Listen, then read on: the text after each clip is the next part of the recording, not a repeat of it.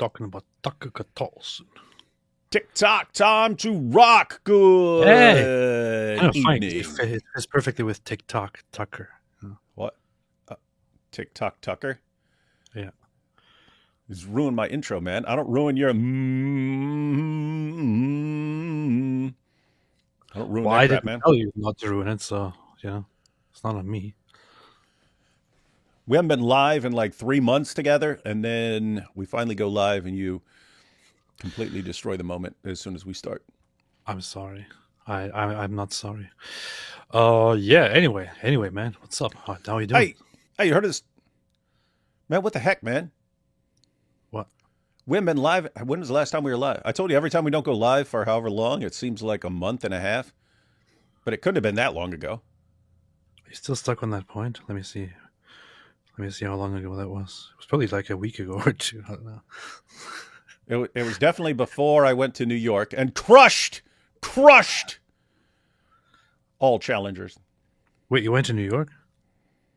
Yeah, I saw you play my when I played our joke, and then you claimed it's just your joke.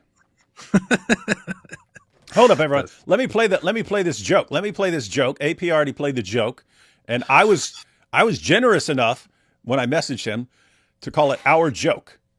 But then he insisted that it's just his joke. So hang on. It's my joke. Hang on. Let me pull up this joke. All right. Here's the joke, everyone. The crux of the matter is this, and one only.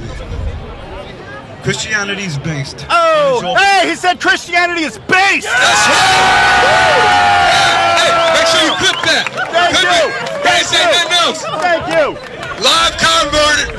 Live new top dollar leader gets converts to Christianity. You see, this is what I can watch that 100 times in a row. 100 times. Good. Matter of fact, one more time, since it's only 23 seconds. But here we go again, ladies and gentlemen.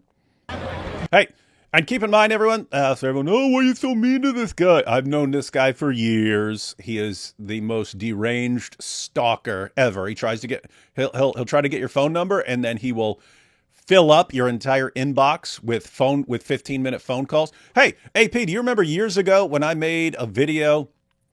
It was me, and I was getting all these harassing calls, and then at the end, it switched to a horror movie, and the police calls me, and he says, "The call is coming from inside the house." I took the clip from an old horror movie and stuff. Anyway, that was this dude. I've known this dude for years. He is super creepy. So anyway, he got slightly different treatment from how I treat some random friendly Muslim coming up for discussion and so on. That's interesting. I didn't know that I had no idea who this guy is. So that's this guy. That's Sadiq Abdul Malik. He was, I don't know if he was a member of the group or whatever, but he was close buddies with Revolution Muslim back in the day. A bunch of those guys got locked up those were the guys that threatened the South Park creators about the Muhammad cartoon. And then like a couple of them went to prison. He was with them. They got all kinds of videos and stuff together. Anyway, and he, back when we did the show Jesus or Muhammad, he called in and was defending the Fort Hood massacre.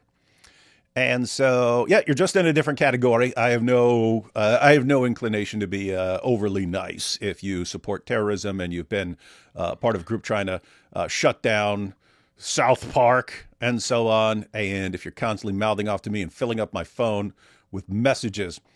But anyway, one more time. crux of the matter is this. This is what you get, Sadiq. Christianity is based. Oh, hey, he said Christianity is based. That's right. Hey, make sure you clip that. Thank you. Can't say nothing else. Thank you. Live converted. Live new top dollar leader gets converts to Christianity. You see, this is what it didn't get any better for him. It didn't get any better for him. I find it awesome that the crowd just goes wild upon you saying that. No, that was awesome because we talked to a bunch of Muslims. Even when God logic and inspiring philosophy. Like on the first night, they're on camera live streaming. I'm over on the side, but people are coming up and talking to me and stuff like that. Dude, it is a completely different environment. Guy runs up to me, Muslim runs up to me puts a camera in my face. He's like, yes, why won't you face Sheikh Uthman? Sheikh Uthman is so base. And I go, wait, Sheikh Uthman, the guy who faked a hate crime against himself, covered himself in fake blood, and then blames us for it. And where are they? Where are they? The guy who his friend sends his wife to him for marital counseling, and he bangs his wife. You're talking about the guy they call Sheikh Ibn Ketchup, Sheikh Ibn Footnote, Sheikh Ibn Fibbin, Sheikh Ibn Zina, Sheikh Ibn. I just went down the list and stuff like this. And the guy he tries to mouth off. And then the crowd gathers around. They start going, what's he in jail? What's he in jail? What's he in jail? And this dude just backs up and runs away. And it's like they like having a crowd around a person in the middle and stuff. They can't stand having the crowd around them, shouting them down. And I saw that over time. They did not like Sadiq stood his ground sort of better than a lot of the guys. He actually stood there for a while. But a lot of guys very, very, very, very, very uncomfortable when they're totally outnumbered. And that's how it was. And, I mean, it was just cool. We're there in the middle of Times Square. We're in the middle of Times Square. And there were a bunch of people there because we had announced that we were going to be there. But they're just people walking by. And they're like, hey, what's going on over here? And they kind of joined the crowd. But it was really funny. It was really funny just being able to say, hey, he said Christianity's based. And then the whole crowd starts cheering. Yeah, they didn't like that. It's a pretty based moment, man. Yeah, so I messaged you and I said, hey, I used our joke. And then I saw you live. And then I had to turn it off because you're like, no, it's my joke. And so I'm confused as to... I thought I was being generous by calling it our joke instead of my joke. And then you're like, it's my joke. Well, it is good enough that you say it is our joke. But the thing is, everybody needs to acknowledge that it is my joke. You're missing something. Okay. If I steal a joke, whose joke is it? Mine. No, dude. Okay. Look, if we're in school and you have a girlfriend and I steal your girlfriend, whose girlfriend is she? Yours. Yeah, right. So if I steal, if you have $100 and I steal your $100 and I have $100 and it's in my pocket, whose $100 is it? Yours. Right. So if you come up with a joke and you're like, hey, he said base, and I'm like, haha, I'm going to use this, and then we keep using it, and then I use it. Whose joke is it? Like, it's mine, but yours. I'm just being nice by saying ours. It would be like me. It would be like me stealing your $100, and then I've got the $100, and I can spend it on whatever I want. But then I'm like, you know what? I'm going to call it our $100 just to be nice. Huh. Well, that's a pretty good point. Honestly, I didn't really think about it that way. But now that you explain it, I accept that it is, thereby our joke. Thank you. Okay, so from now on, this will forever be known as our joke. And what's cool? Hey, you know what's seriously cool is so you make that joke for a while, but then we both start doing it. And then after you've been doing it for a while, you automatically do it as soon as someone says Christianity's big and they're about to say something and you jump in.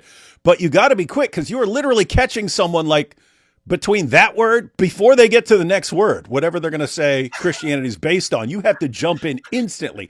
That takes a lot of training. So it's all the training on all the shows that we've done that on that allowed me, as soon as he tries to go on his monologue, Christianity's based, boom, jump in right there. Been trained, man. It's the significance of training, ladies and gentlemen. I have to say, I was actually, as I was watching that video, I was actually kind of impressed that at how quick you were in immediately saying, "Oh, you said Christianity is based." So that was pretty quick. Pretty quick. I have to give you that. Wait, let's see one more time how quick I was. Okay. The crux of the matter is this, and one only. Christianity is based. Oh, hey, he said Christianity is based. Hey, and look, notice I said, oh, and then I said, hey, right? I said, oh, because I was just going to say it for the camera. He said Christianity is based, and then I decided, no, yell it to the crowd, right? So I was just going to say to my camera, "Oh, he said Christianity is base," and I was just going to leave it at that. And I was like, "No, shout it to the crowd." And that's when I went, "Hey, so check this out one more time." Again, I can watch this 100 times. We could just do an entire live stream where all we do is watch this like 200 times in a row, and it would still be funny to me every single time. Let's see here. The crux of the matter is this, and one only. Christianity is based. Oh, hey, he said Christianity is based. That's right. Hey, make sure you clip that. Thank you. Can't say nothing else. Thank you. Live converted, live new top Dawa leader gets converts to Christianity. You see, this is what. Hey, you know it's really funny that I didn't share. Actually, right when he said it, what flashed through my mind is AP will never let me hear the end of it if I don't jump in like right now. AP will be like, "Why didn't you jump in?" Like that's what flashed through my head. Oh, you got to jump in. That's funny, man. That's good. Would you have mentioned it if I hadn't jumped in with that? Would you have been, "How did you miss that perfect opportunity?" I don't think I would have mentioned it. I would have probably mentioned it in your absence, and then I would have never live streamed with you again. Yeah, that's so. Yeah, I knew that would happen. I knew that would happen.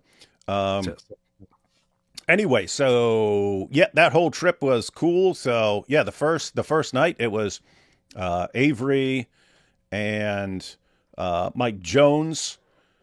They were sort of in the middle of the crowd. I was over on the side, but like at first, it's just everyone. It's just tons of people coming up, for pictures and stuff. Hey, been watching your stuff for years and stuff. And then it's also a lot of. I'm sure you've heard this a bunch of times too. Hey, I left Islam after watching your stuff. Several people like that, and then it was also, hey, I almost converted to Islam. They almost got me. Then I was watching. And sometimes they'll mention a bunch of people, you and AP and this guy and that guy and stuff like that. And then it was also like early on there was a guy who he'd been married. He married a Muslim woman. I don't know if he was ever a Muslim or not, but he came up and he was like, "Hey, my wife's still a Muslim. She'd like to discuss some things with you." But she was super cool and polite. She wasn't like me. She would both him and her. They were asking questions, and they just let me talk until I was done and stuff like that. But I mean, he's asking stuff like, "So does the Quran allow wife beating, or is that something? There's some is that a matter of interpretation?" I would say, well, no. The matter of interpretation is how to carry that out, like how severe you're allowed to beat a woman and stuff, beat your wife and stuff like that. But there's no dispute that that's actually talking about beating women and stuff. They're asking me about jihad and all kinds of stuff. And so anyway, that was super cool. And then one of the girls that's in the back of that clip, she came up to me and said that her and her brother were both Muslims. Her brother converted first and then started sending her our videos and stuff. And it was funny because she goes, and at first when you're like, you're like eating the Quran, I was like really mad, but later on I got it. It's like, oh, awesome. So anyway. Nice. It is an interesting thing. I just we encounter it every single time wherever we go, when we have conversations with people, when we go to these events and all that. So many people come up to us and there are always people who say, "Hey, I got into a relationship with a Muslim. I got into this arrangement with a Muslim. I became a Muslim myself before knowing, and then later on I found out," and so on. And it's good to share some of these experiences with each other and all that. But then there are some cases of people coming up and saying, "Hey, help me. What can I do? My brother or my sister converted to Islam." Or even worse, my spouse converted to Islam, and now I need help. I don't really know what to do with the situation, and it's very, very difficult every single time to deal with it and to say something about it, to give a helpful response. What would you say, just as a general rule, to people like that? Stay away from Islam. Beast. Nice. So, Joe, what? Nothing. No, guys. Seriously, if you have a friend or family member or something like that, someone converts to Islam, that is a good time to start learning about Islam and ask the person what it was that convinced you. 100% of the time, they were fed some complete nonsense, and they bought it, and they did not think it through clearly. They did not look into it enough. And so you're going to have to look into it for them. So whatever reasons they were given for converting to Islam that they thought were so powerful, oh my goodness, I thought the Quran's been perfectly preserved right down to the letter. How is that possible? They didn't research it. They took someone at their word, and they listened to the biggest bunch of liars the world has ever seen. And they didn't bother to critically examine any of that at all. And so you have to do it for them. You have to look into the stuff for them and then go back to them. Shout out to Orthodox Lips Muslim. Is that the guy you're debating? Are you debating him or the other one? I get them for some reason. I no matter even with the duck lips, I still get them confused. Who's the other one? Who's the other one, guys? There's another one. Response something. Dean responds. Dean responds. Dean responds. Yeah. Dee's responds. Dee's responds. No, I'm debating Orthodox Lips Muslim. This guy. He challenged me. Yeah, him. Hey, what's up, Orthodox Lips? So Orthodox Lips challenged me to a debate a while ago. He said, hey, I'm going to debate you. I'm going to finish you. I said, okay, sure, yeah. Under one condition, which is that we first have a debate titled, Is Islam True? And he was like, okay, whatever you propose, I accept it. So we arranged it, and now we're going to have a debate soon. I think next week already, about Is Islam is True on Modern Day Debate. And then next month, we're supposed to have another debate about Jesus. So that's just going to be online, right? It's not going to be in person? No, he was scared to do it in person, so he had to choose online. Well, if I were you, I would not want to do it in person. What if he tries to kiss you with those duck lips, right? I mean, look at all his pictures. All his pictures look pretty creepy. What if he's going to be doing that during your debate, man, to try and distract you? Well, that's his big trick. Yeah, I accept whatever you offer. I accept every single debate. And then he just sits there and is like, he can't focus. Man. Weird. That's I've been telling everyone for years, like each new Dawa guy comes along with his new shtick and so on, but now you've got, if I just do duck lips all the time and pretend to kiss people, then that will throw them off and they won't be able to respond to my terrible, stupid arguments. Oh, look at this. Look how Allah is blessing me with these tricks. John here says, Dizzle, can you and AP please come to Boston area? We'll be in Boston in November. John Buckley. Boston. That's where ETS and EPS are this year. So we will be there. We will be in your area. So if you want to meet up while we're there, you will have that opportunity very soon. Very soon. That is true. We will indeed be there in Boston. Boston. Yep. Yeah. Boston. Mm-hmm. Hey, while we're there, we'll go throw a bunch of tea into the harbor. Pretty based. Let's do it. All right. Let's take these first few super chats, and then we're going to jump into So people asking about Tucker Carlson. Yeah. Tucker. Someone asked us if Tucker changed. Oh, Tucker. Tucker changed. We'll be looking at some clips. We're going to look at some clips of Tucker before this year, before 2025, when he had a serious problem with Sharia and what it teaches, and now Sharia is basically our salvation. It's what can save us from drugs and degeneracy and all that stuff. Sharia, Sharia. You remind me of a West Side Story. No.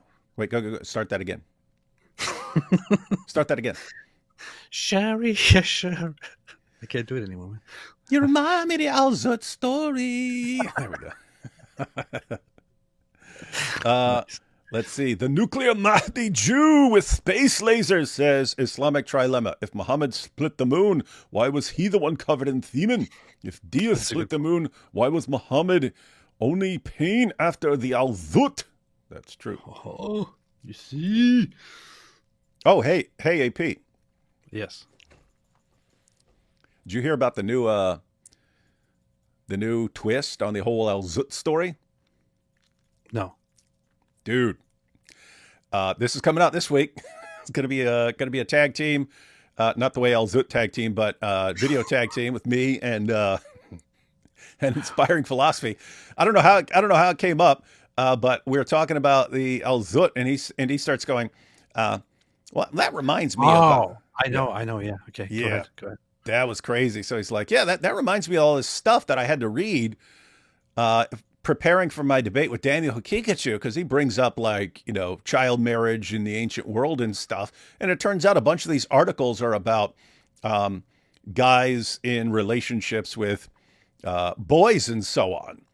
It's not even about women. It's not even about girls. It's about boys. And Daniel quotes these as, you see, everyone is doing this. Like, this is about dudes banging teenage boys and stuff. Anyway.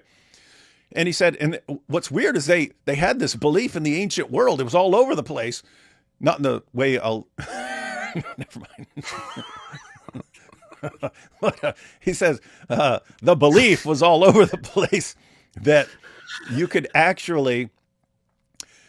A man, especially a really virile man, could inject his manliness and virility into someone else, right? It's like if he's a real virile man, then in injecting another man or boy with his fluid, the manliness could be transferred to someone else.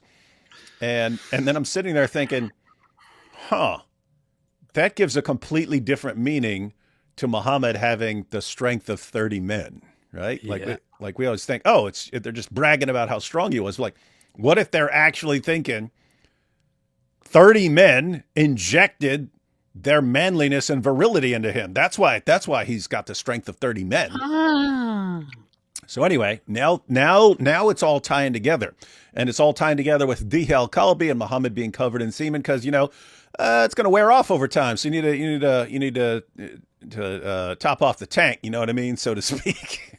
That's what the Al-Zut said to him. Yeah. That's what the Al-Zut said to him. Said, "Hey, you're going to be turbocharged for a while, buddy, but you need to top off the tank every once in a while." And so it's no problem. The secret is you got to keep doing it. Yep, got to keep doing it. This is some creepy stuff. Anyway, but here's what's awesome. I'm like, if that belief was all over the place, why is no one believe that anymore? And he goes, I've got articles on that. It's the spread of Christianity that actually changed that belief. And so I'm going to go through the Muslim sources and show what's actually going on based on these studies. And then at the end of my video, I'm going to say, so what changed? And then I'm going to share the link to IP's video, and he's going to break down how Christianity saved people from this belief, even though it's still it's foundational to Islam, because that's how Muhammad became such a strong man. In other words, guys, if you're in the time of Muhammad and you think, how can I become the most powerful man who ever lived? Oh, I need to get all these super virile Al-Zut to make me the most powerful man who's ever lived. Creepy stuff, man. That's so messed up. Hi, guys. Any idea how to solve the Eastern Orthodox, what is OO? Oriental Orthodox? Oriental Orthodox, yeah. Catholic Church and Assyrian Church of the East conflict? I've seen videos bashing each other, unfortunately. I'm sure you wouldn't find the solution to solve that conflict and that problem here. You would find it somewhere in history. I don't even know. I don't know what to say about it. It's like as I was coming into the faith and looking into it and looking into the divisions that take place there, I thought, oh, what a shame! It would be nice if this got fixed and so on. But then, as I look into it, I realize how complicated it is, how deeply and brutally complicated it is, and how it is extremely unlikely to just be solved in a short while. So I don't know what to say. You know, Well, you I have. think that there might be something. I don't know. There might be something even divinely ordained or something good about. I don't know, something. You know, something about it that that you have different traditions that established themselves. I mean, on a purely natural human level, it is probably completely expected that different populations, even believing in the same religious belief, will go about it in different ways and hold on to certain different traditions. But even you could think that this is even just part of a plan, and that it's all going to be good. I don't know. And there could be kind of two issues here. One is, how do you solve the disagreements between them? But also, you could just be like, you could mean, how do you solve the infighting that's going on right now when we've got other stuff we should be focusing on? Could mean kind Yeah. of either one of those. Yeah. I think that yeah. So one good thing to do, which is what I appreciate about Bob from Speaker's Corner, for example, he is very adamant on trying to inform Christians altogether more about Islam and bring Christians together in uniting on the issue of Islam, even if people have their disagreements, even if the different traditions and the different churches have their disagreements, at least they could agree on the whole Islam stuff. And I think that this is that's a good effort. I think that would be something nice to focus on. Yeah, and AP, how many years now have I been saying, hey, as people continue to feel increasingly like they're being attacked, the tendency is to become more valued by your group and to cling more deeply to your group. And then, but what happens there is, once you're more enmeshed in your group, and now it's a matter of safety. My group is what is protecting me from being attacked, rather than just, hey, here's the group that I agree with, and I'm part of this group, and so on. Now it's a matter of your safety from constantly feeling like you're being attacked at all times. That the tendency is to, the psychological tendency is to constantly demonstrate your value to the group by attacking other groups, and that Christianity is not immune to this, and that as this goes on, it will affect everybody, and you'll have Catholics attacking Protestants more, Protestants attacking Catholics, and Eastern Orthodox, and so on, that everyone will be attacking more. And it's exactly what you see. And you go back 6 or 7 years, I would hear from a Catholic or an Orthodox guy, like, occasionally, "Hey, David, why don't you join the true church?" and so on. Now it's all the time.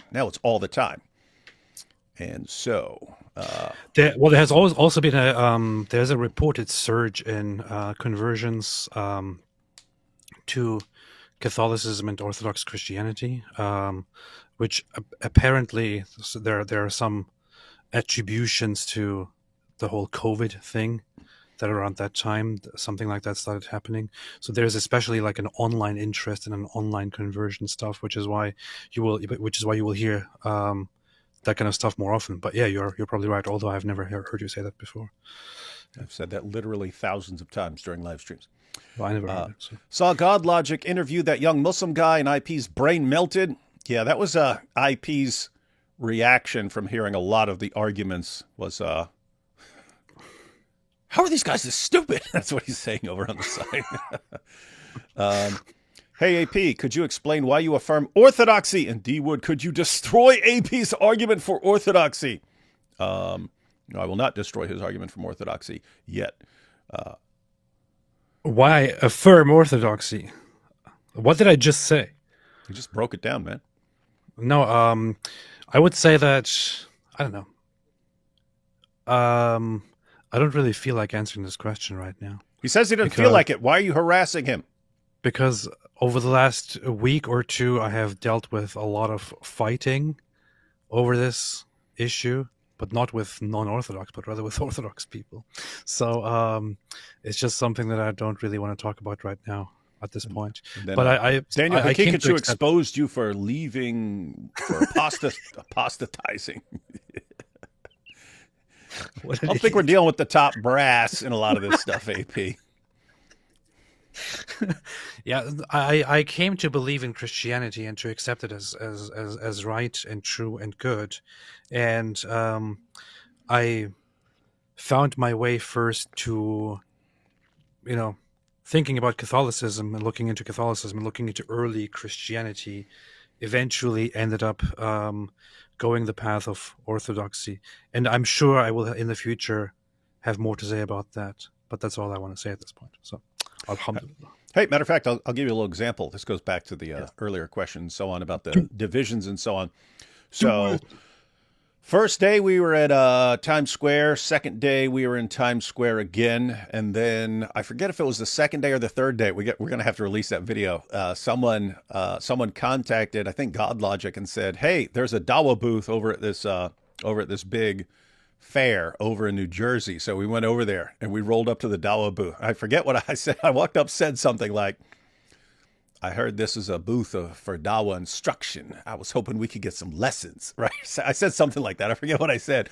But the guys were super nice, but oh my goodness, they crumbled at the Islamic dilemma, man. They crumbled.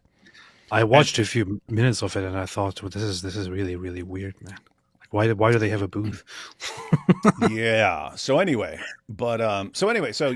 were over there, and then but Sunday evening we went to Washington Square Park, and it started raining right when we were supposed to get there. Like pouring, like uh-oh, I think everything's about to be derailed. But then it stopped like half an hour later. So these guys had like Avery and Vocab and stuff had gotten together with the Hebrew Israelites under outside the park where there was some shelter, and they started having a discussion there. So then I walk over the park where people are waiting under that big arch and stuff. And guess what? So the Hebrew Israelites weren't there yet because they were over with God Logic and Vocab and stuff. And the Muslims never showed up. I mean, a couple of Muslims may have showed up, but they didn't show up as like a group. But I find the Christians, guess what the Christians are all arguing about? What? Catholicism versus Protestantism. They're all arguing. And it's like, guys, you have a huge showdown. We didn't know the Muslims weren't going to show up because they said they were going to show up. They did not show up.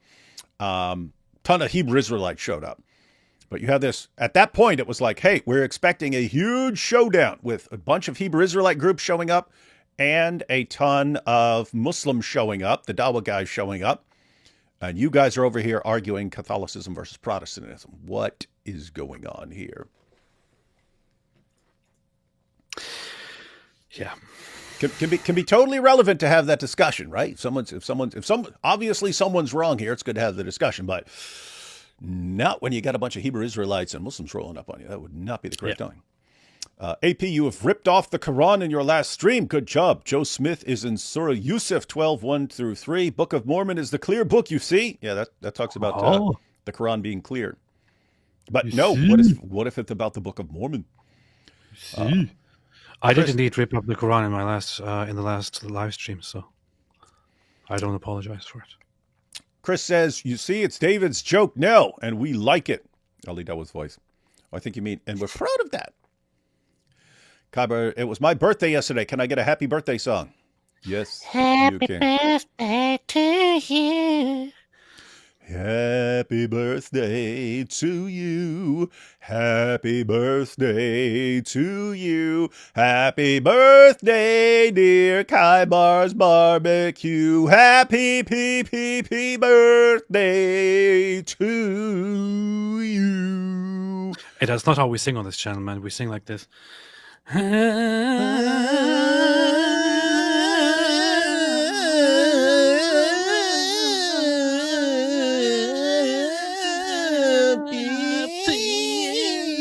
That's true. But there's a big mistake. The day after your birthday is not your birthday, Kybar's Barbecue, so better luck next year. I don't know why we even went through that. Should have said no. Get us on time next. Anyway, no, comrade, it's our joke now. Yeah, I went communist. Hey, players, have you seen my goat? They owe me money. A pimp. Nice. Although I'm not professionally trained, I offer to translate the Islamic dilemma into Chinese for maximum exposure. Oh, it's not out yet. Oh, hi, D Wood and AP. Oh, it will be. Hello there. Well, Correction hello on.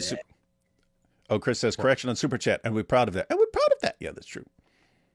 Let's see. Leave Tucker alone. Leave Brittany alone. Voice. Who's leave Brit? What's leave Brittany alone? That's an old video. It's like I don't even remember how that goes. There was this old video of like, leave Brittany alone. Brittany who? Britney Spears or some other Brittany? Yeah, yeah. Orthodox lips, the lips of the Alzut. What? Come on, man. Did the demon that scratched Tucker in bed ever leave? That I'm seriously wondering that because he's the one who says earlier I got attacked by a demon. It left scratch marks all over me. I'm like, I think that thing scratched your brain, dude. I think that thing is still riding you, like the that thing. I get home from work, see you guys are live, and the first thing I hear from David is men injecting things into other men. Yep, that's what happens when you read the Muslim sources and try to understand them based on the latest powerful research. Based, much love from your Jewish friend who runs the world. Oh, what's up, man? What's up? Yes, thank you for the shekels. Why are you sending Canadian dollars? We only accept shekels from Jews. Well, they run the world, so they can send whatever they want. Sure, they own all the currency, so it's all shekels basically. Momo needed all the strength he can get, considering having a 1.8-inch man. Oh yeah, I can combine that. He's like, I'm not man enough. How can I become more manly? And he came up with a solution. I will find the men of Al-Zut. So Momo receives the same virility that the Thai ladyboy does, turning tricks for 2 days. Those are rookie numbers. Yeah, but they were they're pretty good numbers for back then. Are you going to be in Beantown before or after DebateCon? That's right after DebateCon, ladies and gentlemen. Going to. What do you mean Sharia is awesome? Tucker is a big fan of Sharia now. Any updates on young Bob? How's he doing? Haven't talked to him, but seems to be doing fine. Didn't He's getting really popular. He's getting a lot of traction, a lot of attention from people. I saw that Meyer Tusi recently had a live stream about him, which was just about him. Well, with 6,000 people watching and all that. It's like he's really getting somewhere, and he's getting good attention. He's getting he's saying the right things, and I hope that he, in a good way, keeps growing and keeps being a voice for the voiceless people of Britain and the rest of the world. And he's a good example for the older people and the younger people. For the older people, it should be, why is this autistic teenager fighting my battles for me? And for the young people, wait a minute, we can do this too. So he is a good example for everyone. D-Wood on live streams. I'm slowing down, guys. My mind is not as sharp as it used to be. That's true. D-Wood in the streets. Hey, he just said Christianity is based. Make your own conclusions. Notice, though, that's training.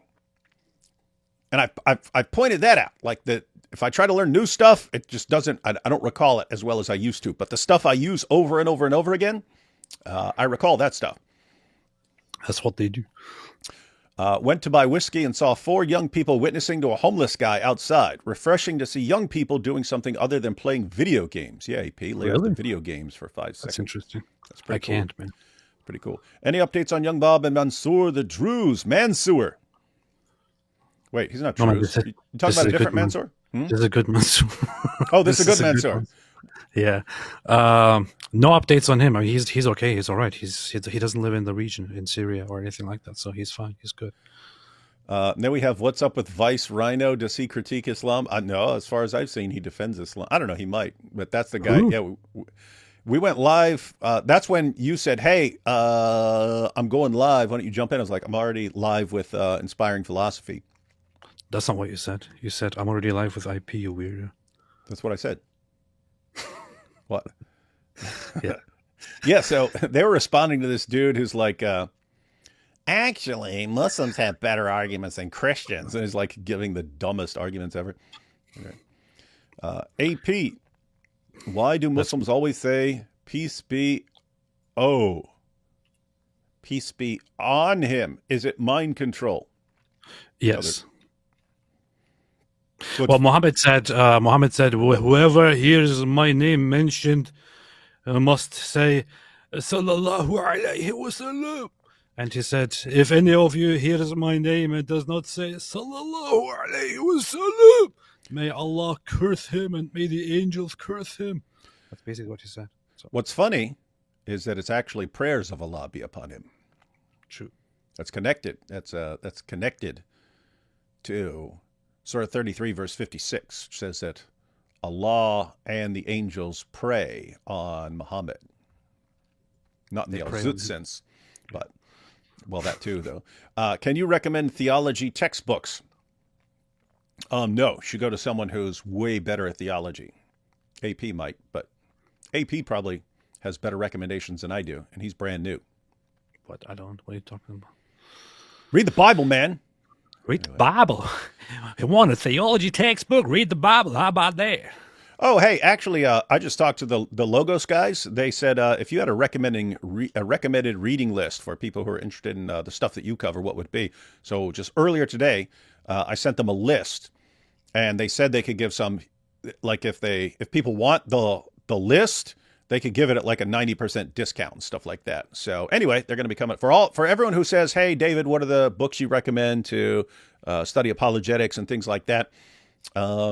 Logos will be able to give people a huge discount on the D Wood bundle. So that should be cool. To be honest, I don't read much like theology books and all that, but I just finished a book which is you could think from the title and also from the content, much of it, that is more orthodoxy specific. But I read it because I wanted to understand it further, and because I really like the author, who is Metropolitan Callistus Ware, who recently passed away a few years ago. But it's called The Orthodox Way. I finished it, and honestly, it's not just about orthodoxy. It is about Christian belief and about God in general. It's like divided into 6 different sections: God as this, God as that, God as that, and so on. And it's an incredibly powerful book. It's one of the most memorable and most amazing books I've ever read. It's still stuck in my head. I want to read it again. So since you asked me, there it is. V says, to be honest, I'd be flat. That's funny. There's a show called V. You ever see that show, AP? A show called V? Yeah, it was. There was a version back in like the 80s, and then they rebooted it in the 2000s. But it was such I never pointed it out, but it was such an amazing parallel with Islam. This alien ship shows up, and it's there to conquer the world, but they keep saying, we are of peace. We are of peace. We are everything. We're of peace. We're here to help. They're there to they're there to conquer the entire world. Awesome parallel. I knew Tucker was going off the deep end back when all the edits of his interview with Kanye came out, showing all the anti-Semitism he tried to hide. Yeah, I haven't. I didn't. I'm trying to think if I've ever watched like a full episode of that, but so I've never really paid attention unless like it's something relevant and so on. I thought he had some good monologues back in the day. I would occasionally watch his monologues from whatever show he was on. But with me, it was when he was defending Andrew Tate and covering for Andrew Tate. And I'm like, what heck is going on here, man? What is going on?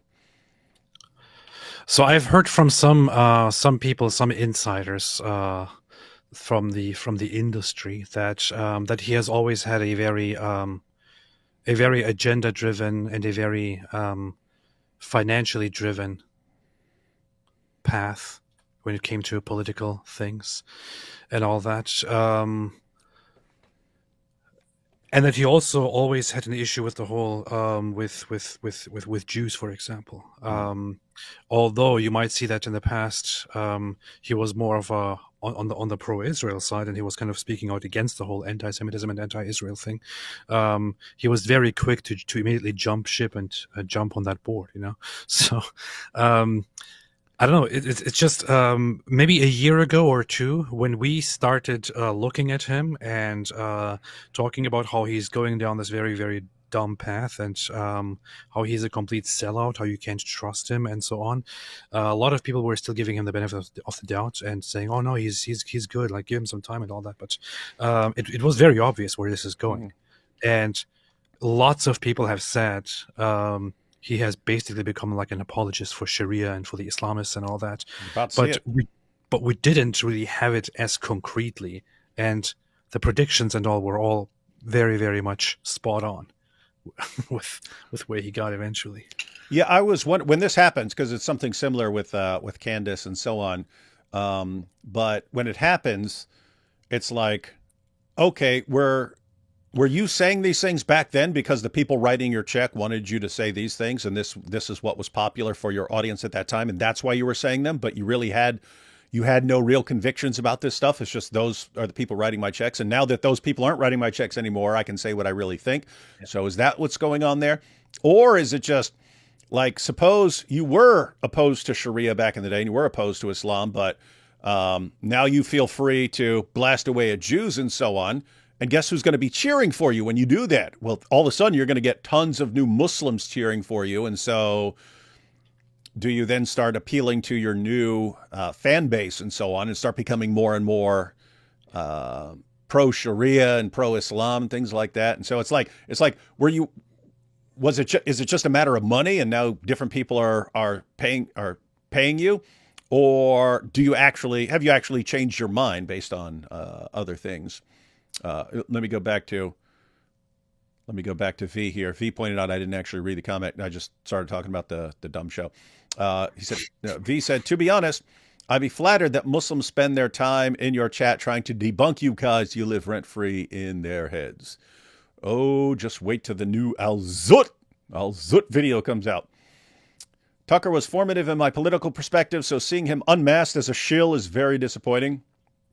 Well, it's good that you actually can spot the problem, because you have people who become loyal to the person, and then loyal to Candace as the person, or loyal to Tucker as a person. And even when their views change, it's people retain their loyalty and they can do nothing wrong and so on. So you just go along with any sick random thing. So the fact that you're recognizing it, that is a positive.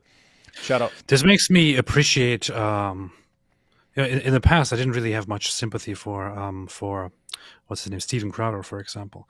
But this makes me appreciate Steven Crowder very much, because he recently did this whole thing after Tucker Carlson had that nun on, for example, that so-called nun. He actually broke down how hypocritical Tucker Carlson was when he had Ted Cruz on, how he grilled him over like the slightest issues, over not knowing the exact population of Iran. And then he invites this so-called nun and lets her spew all kinds of complete nonsense. Never challenges her on anything, no matter how idiotic, no matter how dangerous and demented and idiotic and insane. And I'll say demonic nonsense for some of the stuff. She spouts complete nonsense, and he doesn't even it's one thing to have somebody on and to have them speak on these things, but he doesn't even challenge her, not even once. So I appreciate Steven Crowder, for example, for he's doing his own thing. He doesn't have to depend on anybody. He's getting good views. He's always had his own name, his own brand, and all that. But he has jumped in and pointed that out, for example.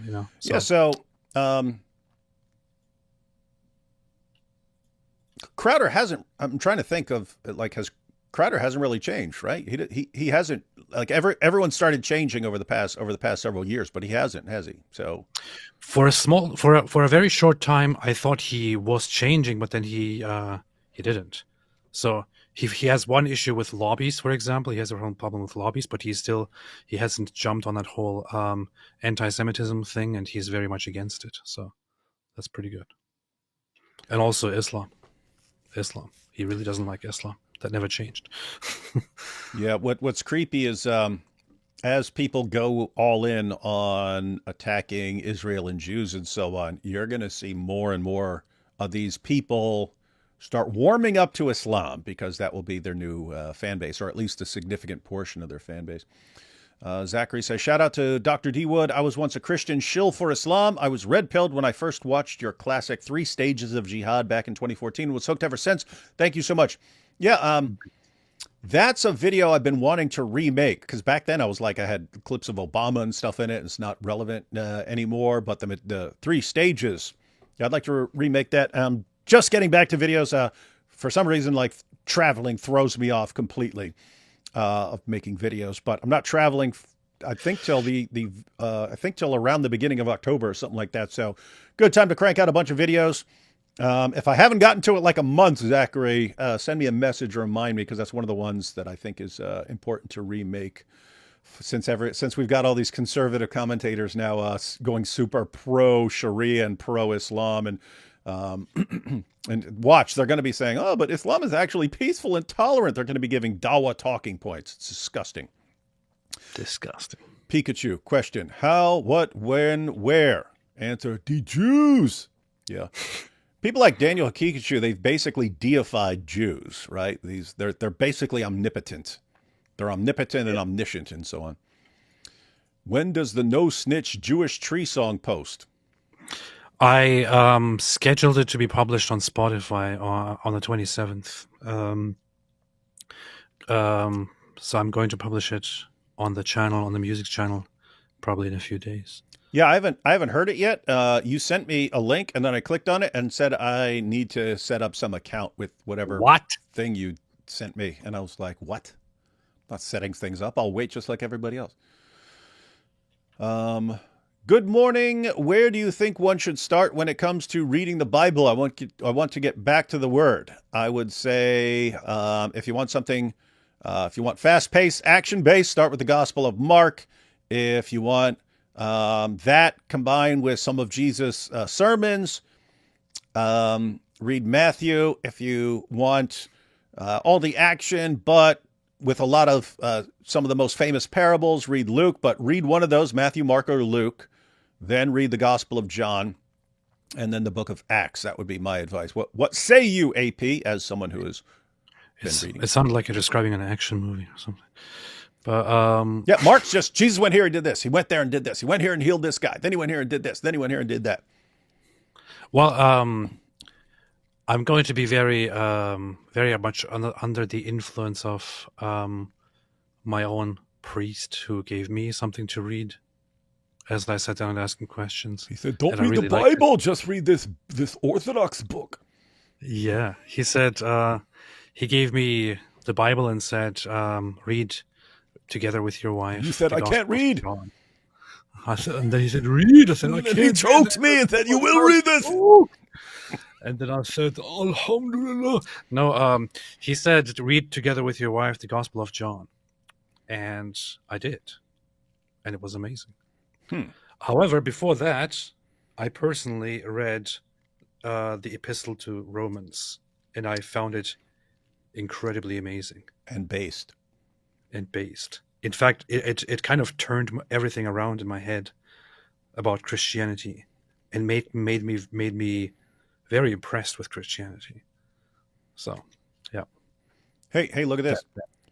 March for Jesus tomorrow in Belfast. Catholic and Protestants coming together after years of war and hatred.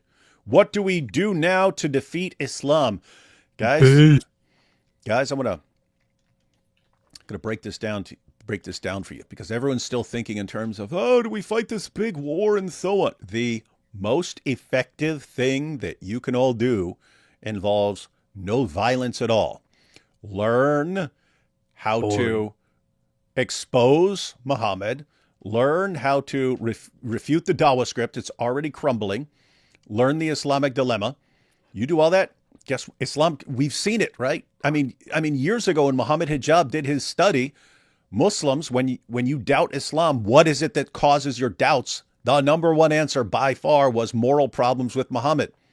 I mean, he's basically telling you this is what causes Muslims to doubt their religion, learning the truth about Muhammad, and not the whitewashed, watered down Walt Disney version of Muhammad that they get from their sheikhs and imams.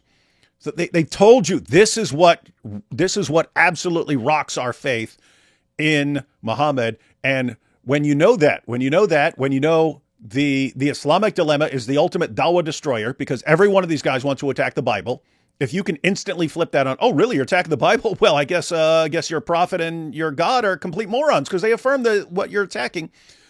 If you know that the Islamic dilemma is the ultimate dawah stopper, and the main thing that causes Muslims to doubt their religion is problems with Muhammad, how isn't every single person who's concerned about Islam focusing on these things, learning the Islamic dilemma really well, and learning how to expose Muhammad? How? They've told you exactly what will destroy their religion. So do that. Do it. Do it. Now. Do it. Do it. Do it. I finally watched Mike Winger. About to click off this comment, man.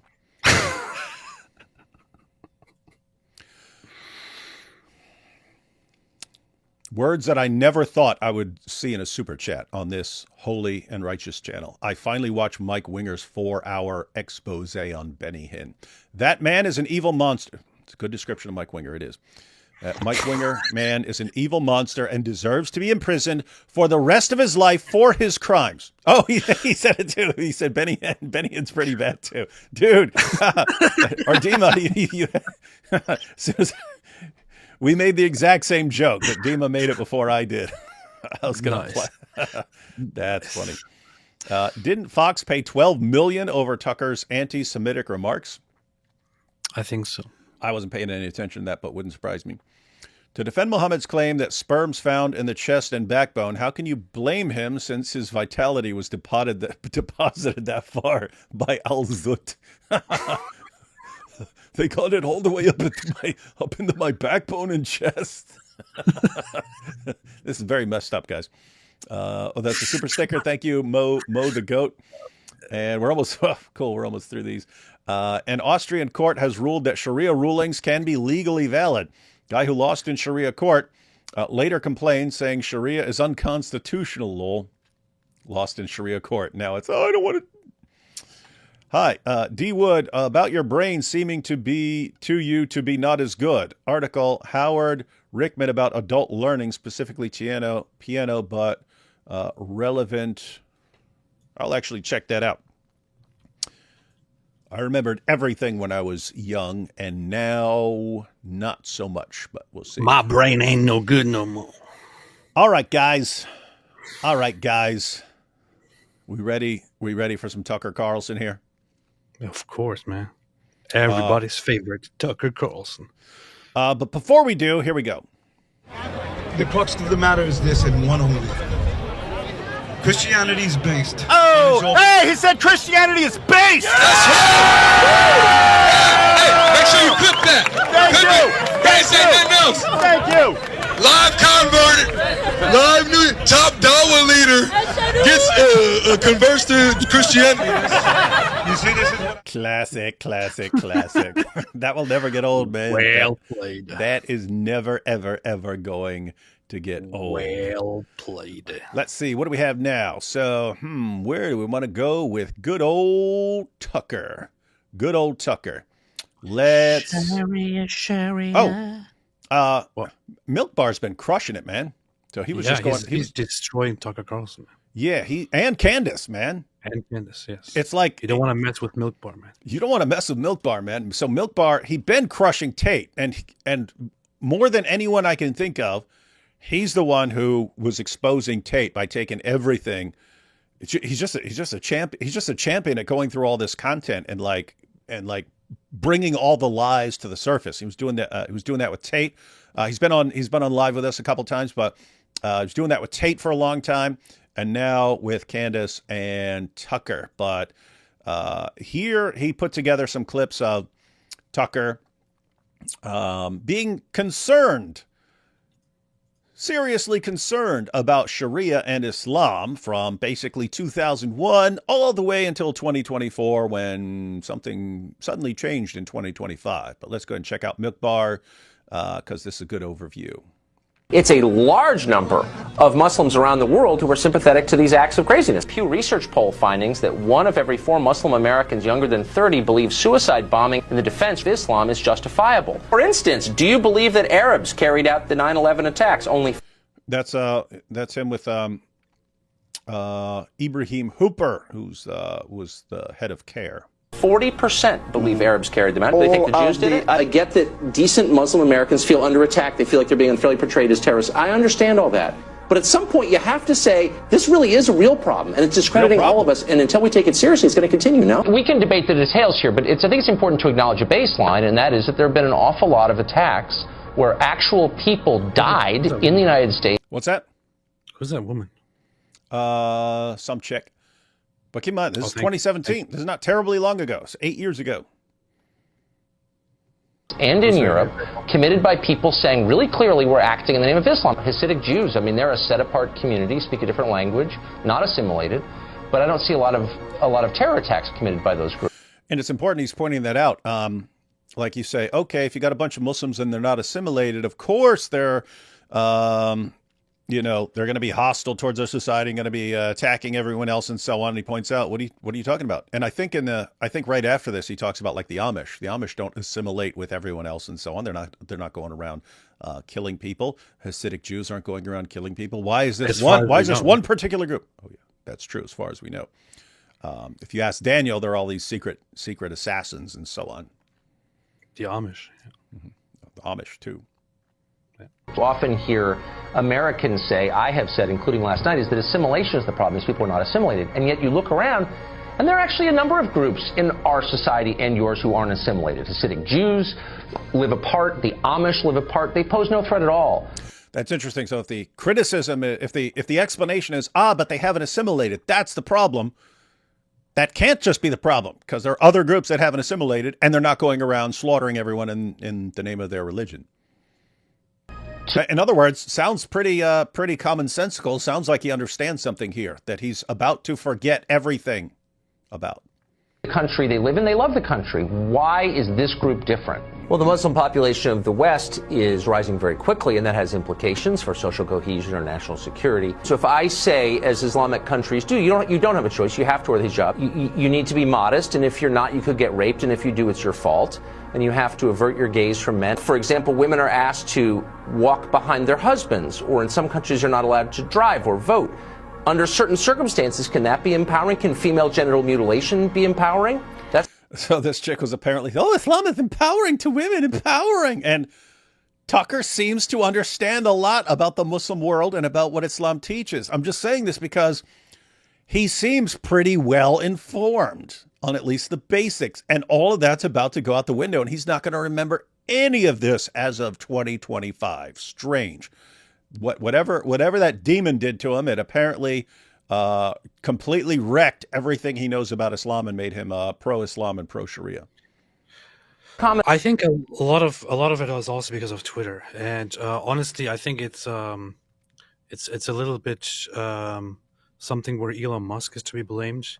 For those who haven't realized it yet, Elon Musk is not a great person and not a great influence on the world. I disagree. Elon is a saint and a scholar.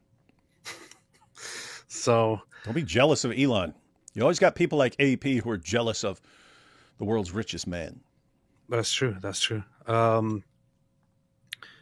Everybody has their flaws, but Elon really made a mess with things. And Twitter or X was even before this, prior to this, it was to many people who especially focus on information, on influence, and all that. Twitter was the place to be to per text or per messages at least convey different pieces of information, to exchange ideas and all that. And then under Elon Musk, it completely changed and turned into a place where it is now full of, according to a recent research, half of daily Twitter activity or of X activity might be by bots, by accounts that appear robots? to be accounts that appear to be real people, but that are actually bots ran by, for example, one person running multiple bots and so on, ran by different countries. Elon Musk also made it very, very difficult for any company or for people to easily access X from the outside and to assess how many bots are actually there, how many people are real and how many are fake. So X got really poisoned, and a lot of weird stuff is going on there. And Tucker, since he left Fox, started posting his stuff on X, and takes every feedback that he gets on X as legitimate, basically, and bases much of what he talks about on feedback that he gets from X. So when he then gets all the messed up stuff that is nowadays on X, it might be, he might consider it useful to just pander to that audience and to go with whatever they like. And that audience is one that is that, for example, right now sees not Islam, but rather Jews as the bad thing. Whereas everybody knows that Islam is the religion that is out there to try and conquer the world.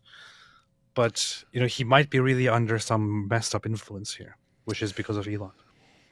And I recently made a video about Muhammad Hijab and how if you're a manipulator, you're manipulating people into doing what you want, but your crowd is constantly giving you feedback on what works best. And so they influence your behavior over time. But that's true not just of manipulators. There's a level of that with influencers in general. You've got your crowd, and they're cheering for certain things you say, and so on. And you put something out there, and it gets a bunch of attention, and everyone's cheering for you. And it's like, oh, I want to do more of that. Well, you can actually steer someone in certain directions. But with Elon, I don't think there's a. I think Elon has good intentions with all of this, but he's out of touch with something we've talked about many times before, which the founding fathers understood, that these freedoms were made for people who are going to handle them responsibly. And I said, it's not going to work. The entire system will break down if it's used by evil people for evil. And you could, there've always been evil people using the system for evil, but you kind of need like vast majority of people using their freedom responsibly. So take something like right to bear arms or something like that. As long as the vast majority of people are using that responsibly, you know, if you got murderers here or there, or a school shooter here or there, something like that, you can have bad, but the entire system will work. Well, what happens if everyone is just going around blowing each other's brains out? Well, the system's not going to work. But it doesn't have to be most people misusing their freedom. You just need to get an increasing number of people not handling their freedoms responsibly for the system to break down. So anyway, with Elon, I think Elon is a true believer in just let everyone speak and and they'll figure things out and they'll get to the bottom of this and it'll all work out and so on. And they might also send everyone in a completely insane direction and bring the entire system crashing to the ground. I mean, right now, Elon Musk is busy. I actually had to unfollow him, man. I actually had to unfollow him. Why? Because he retweeted? Because he commented on my post the other day? Yes, and I can't handle that. No, because everything he posts right now is basically just AI video things, and much of it is just sexual AI stuff, playing with the thought of having AI sex bots and things like that. It's like, I don't know, man. Wasn't it like a few years ago where people were talking about Elon Musk as the great savior who is going to put an end to the declining birth rates and all that? And what's happening? Yeah, that's some weird. I think he posted one and everyone complained about it, and then people and I think he took it down. Took down one of those and stuff. He created a character, an AI character that is basically just an over hypersexualized child version of a girl for lonely guys to use as a chatbot called Annie, and that you can also dress up in different ways, including basically put her in little underwear with a childlike body. What the heck, man? How far were you checking this stuff out, man? I mean, I saw him post a little what was it? I don't even know what to call it. It's not a GIF, but anyways, yeah, it's a little cartoon figure. Pretty creepy, but yeah, it is. It is funny that he's trying to advertise the new video making features and stuff like that. And that's where it's almost like he's saying, I know this is what you guys want to do, so let's just go ahead and do it. Yeah. Weird stuff. Back to Tucker's implosion. In Islamic countries. An Austrian woman was convicted of, quote, disparaging religion. She was fined more than $500. Her crime was suggesting that Muhammad's marriage to a 6-year-old constituted a form of pedophilia. She claimed her comments were protected by the freedom of speech because she is a European, and traditionally they would have been, but things have changed now. So in other words, a standard that has long prevailed in the Islamic world, which is that you can be punished for criticizing Muhammad, is now the law in Europe. So interesting. 2018, Tucker seemed to understand that this is a problem. Islam wants to crush your speech on certain issues. Seemed to understand. In other words, the point of all this is it's one thing for a person who has no clue about Islam and has no clue what Sharia teaches and has no clue about what Islam is doing to the world. It's one thing for a person like that to start going, hey, Sharia's not all that bad. It's completely different from a guy who's been reporting on this stuff for years and has interacted with a number of Muslims on this and has pointed out the problems and has pointed out the statistics and has pointed out the teachings and who knows what it's doing to the world, for that person to suddenly go, you know, Sharia, I kind of had the wrong idea about it. It's actually really awesome. And it's basically something that can save our civilization. Basically. Something weird. Exactly right. The bomber was born in Britain, not some far-off land, but he still grew up to embrace Islamic radicalism and declare war on the country that raised him and kill his neighbors, in effect. There are many more like him. So when you watch the American response, even the cultural response, to an event like what happened in your country on Monday, are you surprised by how few of the lessons Americans are learning from this? All Sharia law is bad. And here we have 2025. He just said Sharia law. And he's about to start mocking people who think Sharia is dangerous and bad, which would have included him from 2001 to 2024. Let me back this up slightly. There we go. Lessons Americans are learning from this? All Sharia law is bad, Seth. I don't know if you've heard that. It's bad. It's worse than what's happening in New York and Detroit. It's just bad. You got to stop with that creepy laugh after you say this stuff, dude. It makes you sound demon possessed. That's what it does, man. It's creepy. People keep like, can you play it again? We're about to look at the actual clip because this is I actually pulled up the clip so that way we won't we're not taking anything out of context and so on. Learning from this? All Sharia law is bad, Seth. I don't know if you've heard that. It's bad. It's worse than what's happening in New York and Detroit. It's just bad.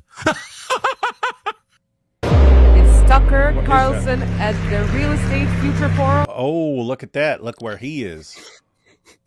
2025. Never been to Saudi Arabia, and I can't wait to go for a glimpse of what the future holds, because that's what you see when you go to the Gulf. Because that's what you see. You see the future, ladies and gentlemen. Islam, Sharia, it's all the future.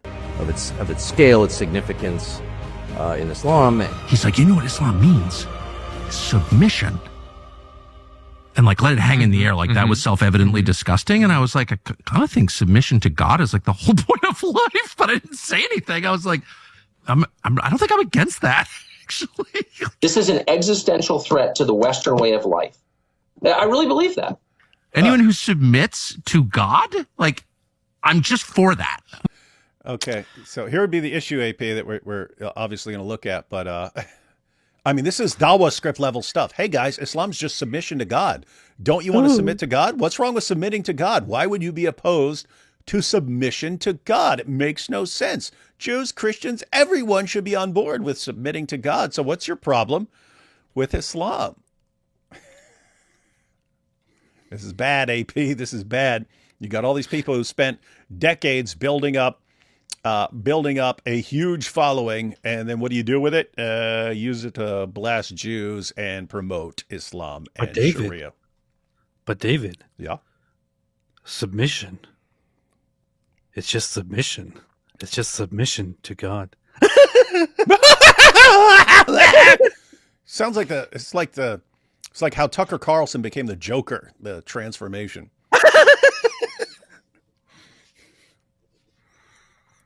Hey, check this out. Let me see. Get this pulled up here.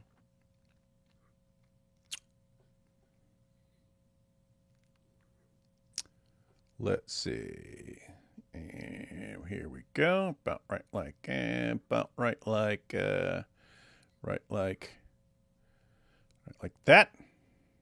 All right, got that? Okay. Let's go down to Surah 4, verse 65. Tucker, you break this down for you, and all you Tucker fans. Tucker, I know you're watching. Again, this is Dawah level. This is Dawah script level stuff. Oh, Islam's just submission. Why would you have a problem with submission? It's just submission. Submission to God. Don't you believe in submission to God? Yeah. The issue isn't, and the claim of Islam isn't simply that you must submit to God. It's how you submit to God. If you just said submit to God, Jews and Christians would be on the same page with Muslims. The issue isn't that you're saying that you must submit to God. It's that Islam tells you how you submit to God. And here you have it in Surah 4, verse 65, where Allah, the one you're submitting to, says how you have to submit to him. There's a way, there's a path that you are required to follow in order to submit to him. And here's what it is.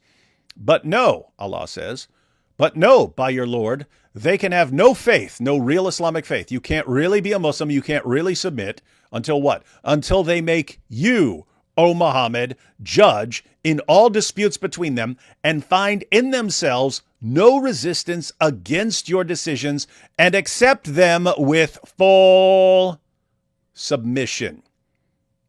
You submit to Allah, Tucker, by mindlessly accepting all of Muhammad's decisions and training yourself over the course of your lifetime to have no resistance against anything Muhammad decides. In other words, if Muhammad decides that if someone like AP has to die because he's left Islam, or if Muhammad has decided that someone like me, I have to die because I criticize Muhammad and the Quran, or if he decides it's okay to bang little kids and so on, all the stuff you're familiar with, beat women and so on. If Muhammad makes that decision, the way you submit to Allah is by having absolutely no resistance against anything Muhammad has decided, and you accept all of Muhammad's decisions on all these issues with full submission. That's what submission in Islam means. Do you seriously think it's laughable for someone to have a problem with that? You giant idiot. Freaking sellout, man.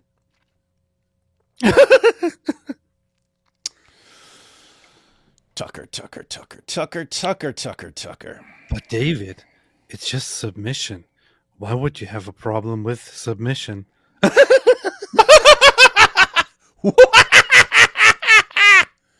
Someone needs to splice that video together with like clips of the Joker laughing, man.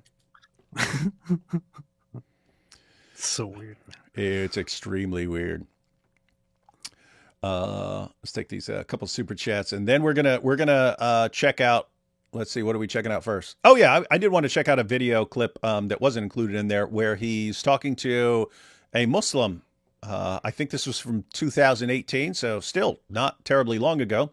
Talking 7 years ago, and seemed to think that Sharia is really bad. And then we'll check out some of his recent comments in context. Not good. This is not good that he's promoting this stuff. Sometimes when I'm having a tough day at work, I remind myself that somewhere a Mormon archaeologist is looking for the Nephites, Lamanites, Jaredites, and a Dawa guy trying to answer the Islamic dilemma. It's pretty rude. Very rude.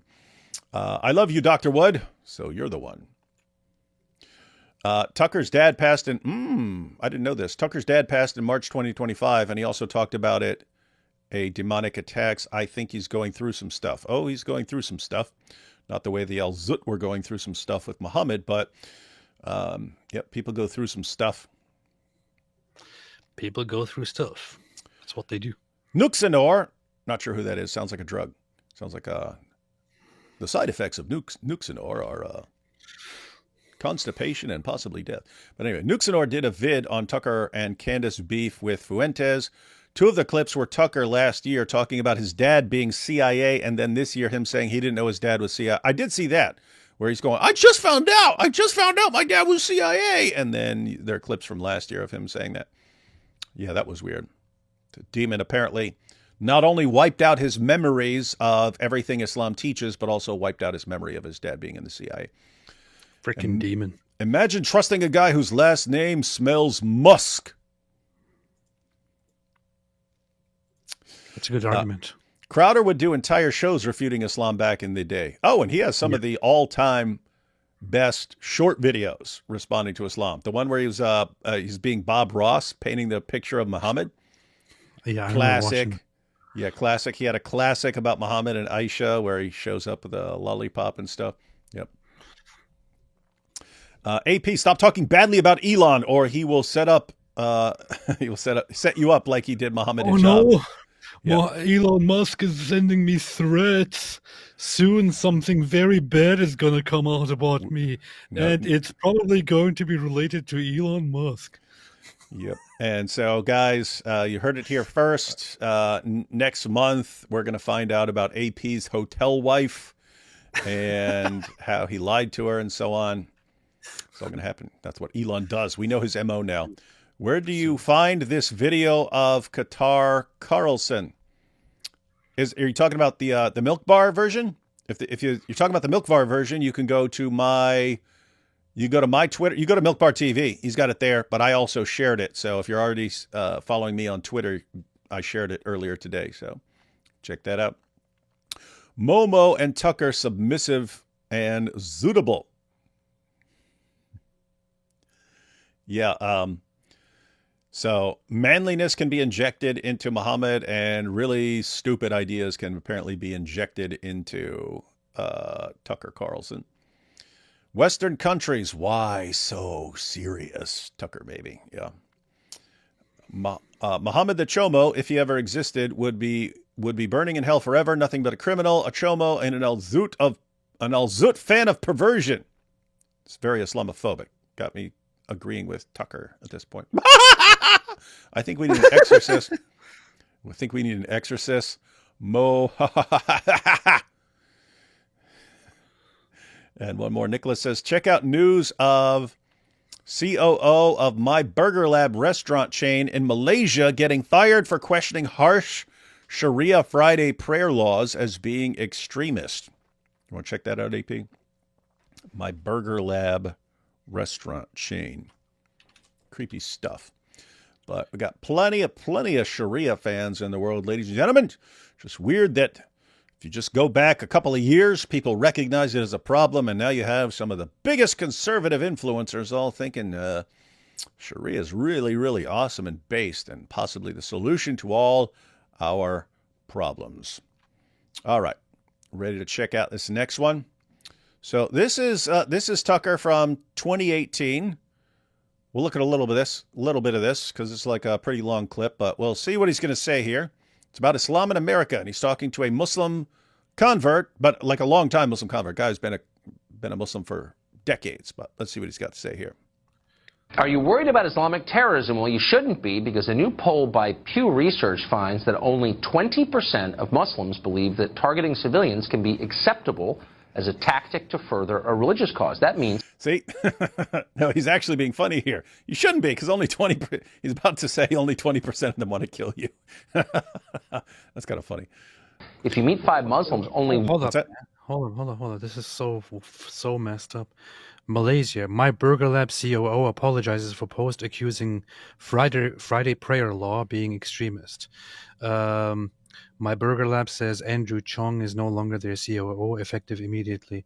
The chief operating officer of popular local burger chain My Burger Lab found himself in a sizzling situation, funny, when he recently commented on a new law. Did they say a sizzling situation? Yes. What news channel is this? This is some Malaysian thing, I think. It's pretty funny. And then he got cooked. Put through the fryer. He commented on a new law that has taken effect in the East Coast state of Terengganu. Andrew Chong shared his remark on X about a rule under the Sharia criminal offenses. And he got his buns in an uproar over this. I'm sorry. in the state risk a fine of up to 300 RM, a 2-year jail term, or both, should they miss Friday prayers without a valid reason. He made a post saying, wow, slowly but surely, if Malaysia is taken over by extremism, we will become Iran after the revolution. What you see today, and that should scare everyone. Because he made this post saying that a law which punishes people who don't appear for the Friday prayer is extremist. Because of that comment, he was attacked and fired, and the company apologized and said that no religion should be disrespected. This is so weird, man. So messed up. Wow. Anyway, that's Islam for you. Awesome direction everything's heading in, ladies and gentlemen. Beautiful. Let's see what Tucker has to say to help speed up the process of the Islamization of the world. One of them is likely to think it's okay to kill you. So that's good. Meanwhile, a California imam has apologized as a tactic to further a religious cause. That means if you meet 5 Muslims, only one of them is likely to think it's okay to kill you. So that's good. Meanwhile, you know what I'm saying? What happened to that Tucker? That Tucker was actually cool, right? Now it's, who would think like that? God. A California imam is apologizing after he referred to Jews as filth. Watch. O Allah, liberate the Al-Aqsa Mosque from the filth of the Jews. O Allah, count them one by one and annihilate them down to the very last one. Do not spare any of them. Why's that dude got a Santa hat on, man? I don't know. But Christmas is haram. What? There is actually a Turkish introduced hat from Turkish Ottoman Empire occupation and stuff, but they just kept it. The thing is, what this imam is saying there, this prayer, count them one by one and so on, you might have heard that before. This is actually a regular prayer. This is a regular prayer held in the so-called Palestinian territories by Muslims, and also close to them in the region. So every now and then it comes up that an imam said these horrible, horrible, horrible things, but this is actually a very regular, a very common prayer that they do all the time. So, yeah, I also see people wondering if that's sarcasm. Yeah, he's being sarcastic there. Like, yeah, if you run into 5 Muslims, only one of them thinks it's okay to kill you, so that's good. Yeah, that's Tucker being sarcastic. That's how he was back in the day. And people are pointing out this is pre-demon. This is pre-demonic attack, Tucker. That's before he was molested by a demon. That's before he got al-zooted by that demon. so do we have Islam all wrong? Is it actually a tolerant faith? Bob Morrow is a convert to Islam. He was a longtime Foreign Service officer. Oh, Bob Marley? What? This is your Muslim? This guy? Rocking his American flag pin there? It don't look like no Muslim to me. Does this look like a Muslim to you, AP? No. This guy looks Sharia compliant, remotely Sharia compliant? Nope. No. Isn't it interesting that these are the guys that represent Islam to a Western audience? For the State Department, where he converted. A trustee now at the Al Dulles Area Muslim Society, and he joins us on the set. Bob, thanks a lot for coming on. My pleasure. Thank you. So, I actually know a lot of decent, peaceful Muslims, so I'm not here to impugn a faith or a people or anything like that. Hey, this is weird. He says, he just said, I know a lot of wonderful, peaceful Muslims. In one of the clips, he's like, when people started telling me about Islam, I don't even know if I'd ever met a Muslim. It's like, wait, what? Let's see. Maybe he forgot about them. But 1 in 5 say it's okay to kill in the name of furthering a religious cause. That seems like a pretty troubling number. It would be. I don't believe it. You know, from my experience with the people that I've seen, the people that I've talked to over the last, I've been a Muslim for 37 years. The people that I've talked to, the number is now nowhere near that. You know. Oh, good. Thank you. Thank you for telling us that. We're going to believe you now. Yeah, this guy's, he's making the classic blunder that people have always made when we say, hey, here's what Islam teaches, or here's what the statistics show. It's, but I know I got a Muslim friend from school and he doesn't think that at all. So you don't know what you're talking about. It's like, okay, here are the statistics where people were polled, Muslims were polled, and here's the result of the statistics. Or you're saying, here's a quote from the Quran or Muhammad or something like that. Well, that doesn't make any sense because I know Muslim and he doesn't believe that. Okay, just to be clear.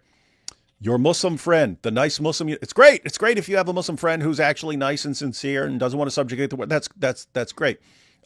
But the problem is your nice Muslim friend is not, has never been, and never will be an authoritative source of Islamic doctrine or practice. Just not. And if this guy is saying, oh, well, the poll says 20%, but, I know Muslims, blah, blah, blah. Okay, dude, I don't think you've run into some of the same people that we've run into or that you've seen. Let me just break it down. Dude, do you think all these Muslims who are calling for all this stuff and have these huge followings, do you think that's just staged? Because saying, hey, that's not how things are at my mosque is not a serious response to this, but that's this dude's response. Anyway, weird stuff. In this area, we're not talking about this area. To the Adams Center, you wouldn't find a single person who would say that. Okay, great. Let's go ahead and grant in your area and at your Islamic center, there's not one Muslim who thinks it's ever okay to kill the kuffar and so on. Great. Oh, what does that have to do with what? What a relief. What a relief. That's. I believe that, but my guess is that, there are a lot of well-educated, affluent Muslims in this area around D.C. Mm-hmm. But I've seen a bunch of polls like this that show that the attitude. You know who else saw a bunch of polls? Muhammad. The night of Al-Zut. Attitudes of faithful Muslims are not Western at all, and that they include a tolerance. Hey, that was quick. People have a point. I'm not as slow as I think I am. Yeah, you see. Hey, so when it comes to someone saying Christianity is based and cutting them off, I'm still super sharp. And when it comes to Al-Zut jokes, I still got it. Not the way Muhammad got it, but I still got it. All right, that's good. Violence you don't find among, say, Presbyterians or Jews. So what? That's not good. I have not seen that specific poll myself, so I can't say for sure. But all I can speak is from my personal experience, and that would be absolutely impossible to believe based on what I've seen. Do you hear this? Based on my personal experience of the people, the actual studies are impossible to believe. What's this mean? You could line up 1,000 studies showing this stuff about what Muslims actually believe. You can have Pew Research showing how what percentage of Muslims in various countries want Sharia, want the death penalty for apostasy, and so on. This guy would believe absolutely none of it because he knows Muslims who just aren't like that. Great point. Great point, guy. So a lot of Americans are concerned about Sharia law. Sure.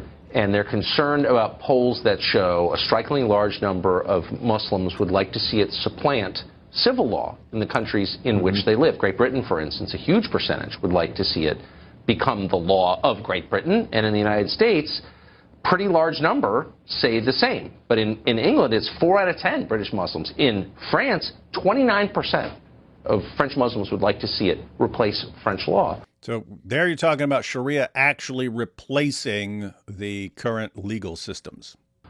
Why shouldn't that make Americans nervous as more Muslims move here? If those figures are accurate there, they're certainly not accurate here. That's good. I have not met any one person ever who would ever say that they want to supplant U.S. law. I've met a ton of Muslims in the U.S. who openly declare they want Islamic law to be supreme. And he's saying, dude, you have no business talking if you've never met any Muslims who take this stuff seriously, dude. You live in a bubble somewhere. Your opinion is officially irrelevant on all of this stuff if you've never met any of these guys and you don't know why they think We even invited this. Like, well, why did they invite this guy? He's not even answering any questions. He's just, I've never seen anything like that. No, there's no such people where I live. No, I have never seen anything like that. No. Yeah, I mean, just imagine if you had this reasoning. You're like, hey, look at the. I mean, you imagine people responding in this way to anything else. Like, hey, you have a serious murder problem in Chicago. Well, in my area, I'm not in Chicago, but in my area, we don't even have a murder problem. So I can't believe that that's an issue in Chicago. I can't believe that. I can't believe that because my personal experience trumps all of reality, apparently. Well, in my area, we don't even have problems. Yep. of people who came here to the United States came here because they want to live in America. They want to live under the U.S. Constitution. They want freedom of religion. They want freedom of politics. They want the freedoms that are that every American wants. Sharia law for them is simply religious practice. Now, like what? if you wanted to say that Muslims could not practice their religion here, for example, if they said, well, this is a Christian country, everyone has to pray on Sunday. All church services have to be on Sundays only. People would object to that.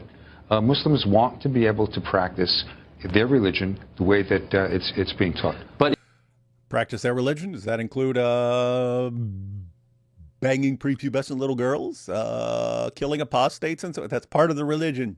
And well, it's part of the religion, so yeah, if you don't know that much, you seriously should not be representing Islam, unless you're just kind of handpicked. You're kind of handpicked as someone who can dupe people. In countries with high percentages of Muslims, I think every country with a high percentage of Muslims, there's not religious pluralism, actually. I don't know of a single Gulf country where it's illegal to proselytize on behalf of another religion. I think that in every Muslim majority country in the world, non-Muslims are treated, have fewer rights. You hearing this, AP? Tucker seems to know some things enough to say every single Muslim country has a problem with certain things. And if you ask now, no. Huh? Who says that? It seems like Israeli propaganda. What are we really doing? Is this something that Israel taught us to say? It's weird. So the Al-Zut injected manliness into Muhammad, but whatever demon scratched Tucker seemed to have ripped out what he actually knew about Islam. Yeah. This is strange. That's very strange. So very strange. Why wouldn't that give Americans pause, again, as many Muslims are moving here? Not true. There are many countries, Malaysia, for example, Not Indonesia, many countries that are Muslim majority. What country did you just name? Malaysia. What did we just read about Malaysia, AP? Malaysia literally has regions with strict Sharia law. It also has a limited number of religions that it actually formally recognizes, and there are severe restrictions on preaching to Muslims, for example. Wasn't there some burger story that we just read?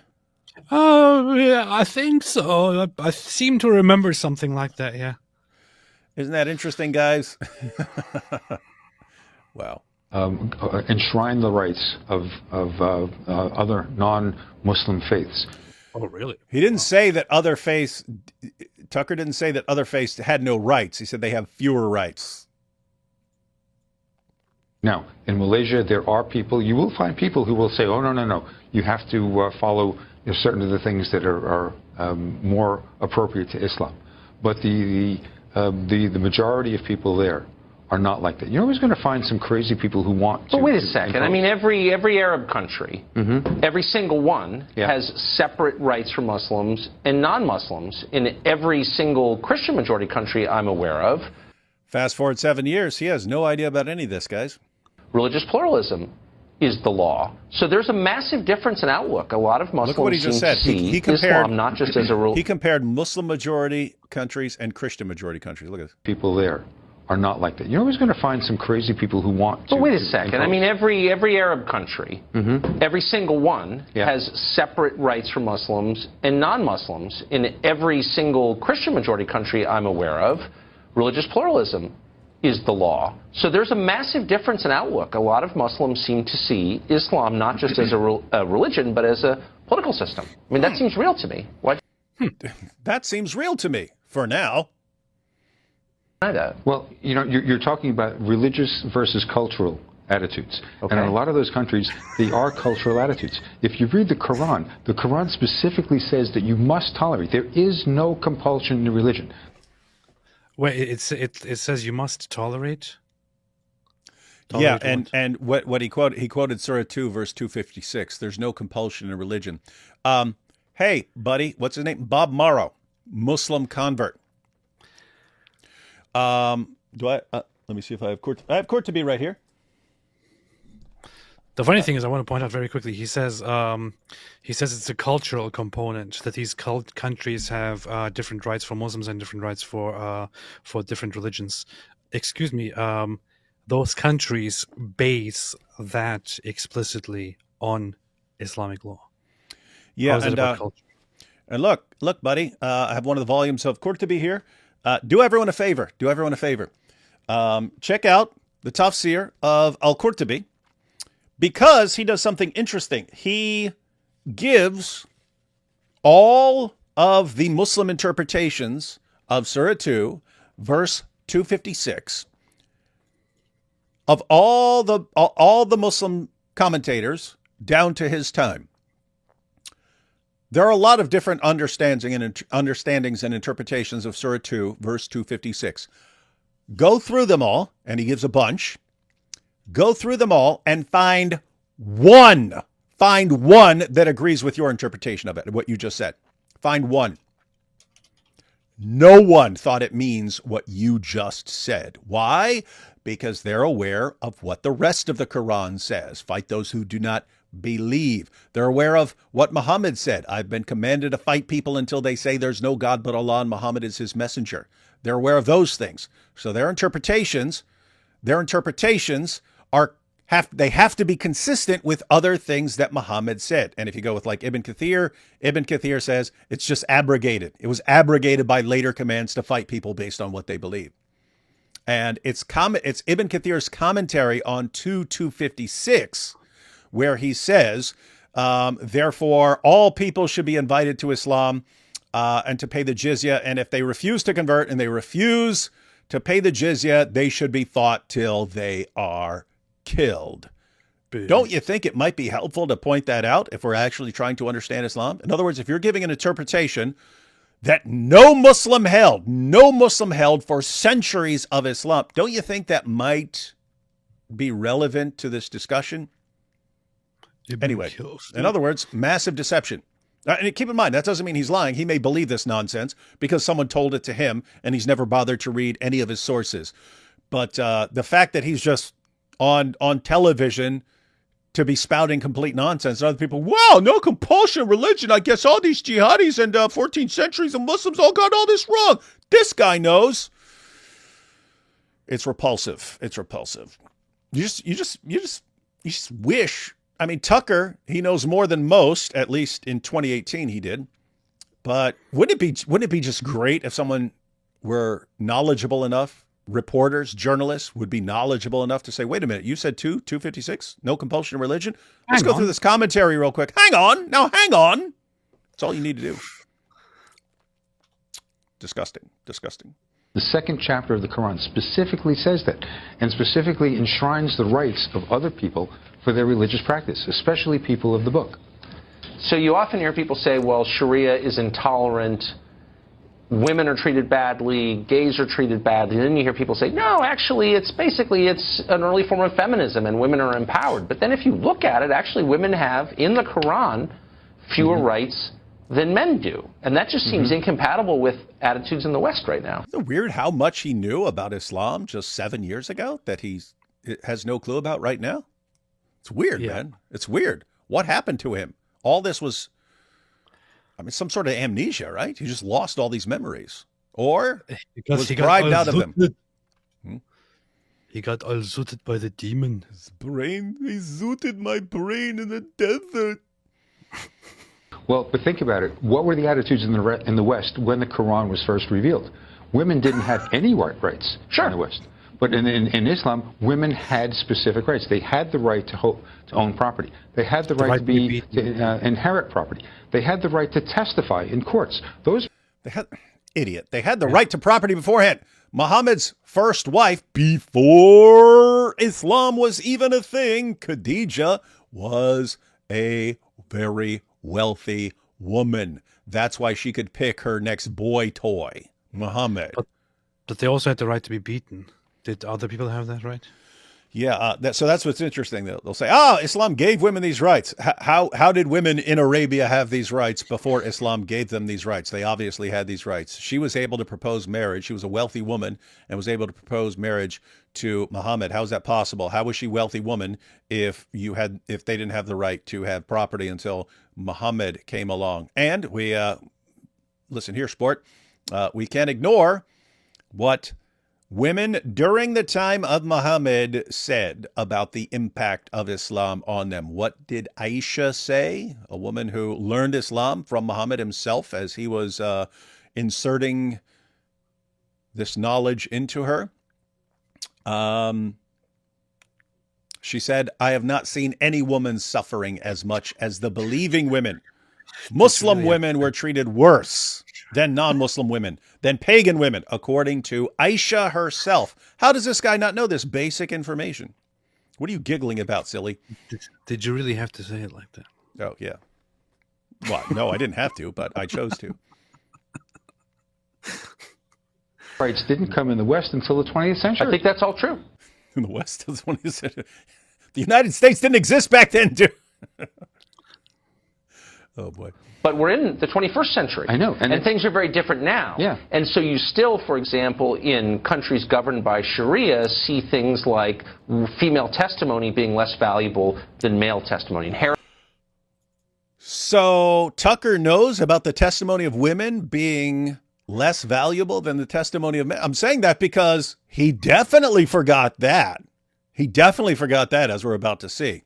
But he knew it back then. Yeah, Tucker, and that's actually in the Quran, and that's actually in the Hadith. And Muhammad said that the reason a woman's testimony is half as reliable as a man's is because of the deficiency of women's minds.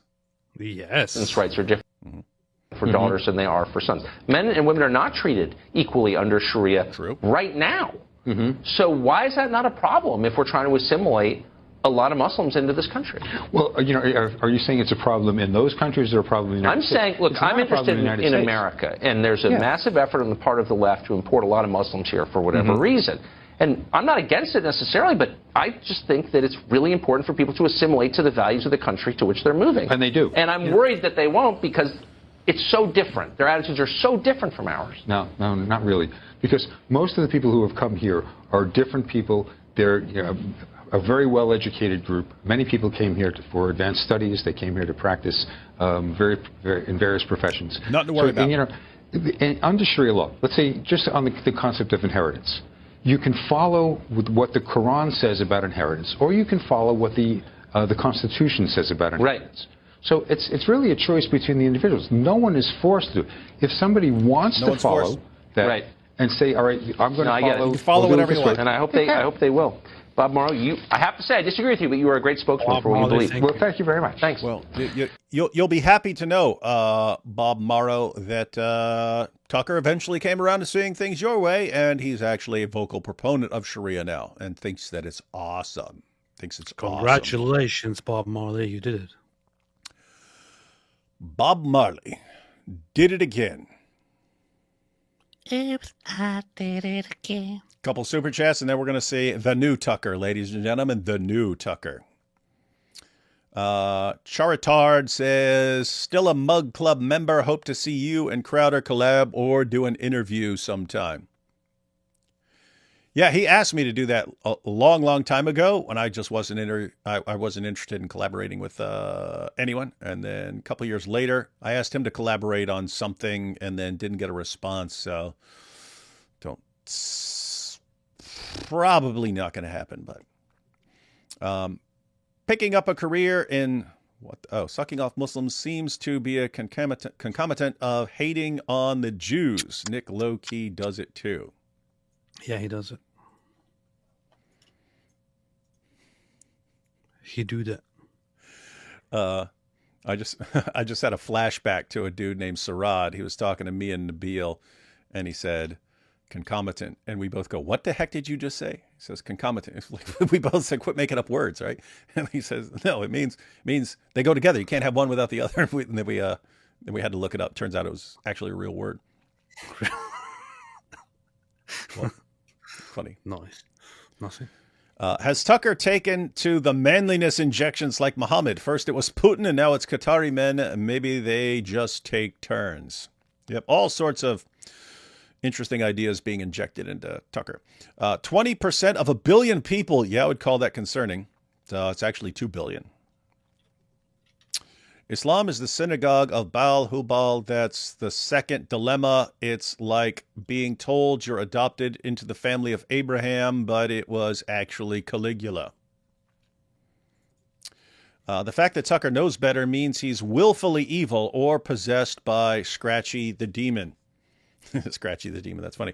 Yeah, that is interesting because, again, if you're completely ignorant and you just go based on what some people told you and you have no idea about the statistics or no idea about the reality or no idea what's actually going on in Muslim countries, and you think Islam is great because that's just what you've been bombarded with your entire life, not bombarded the way Muhammad was, but like you've been bombarded with these ideas your entire life by journalists and politicians and educators and entertainers and so on, and you say it, doesn't mean you're evil.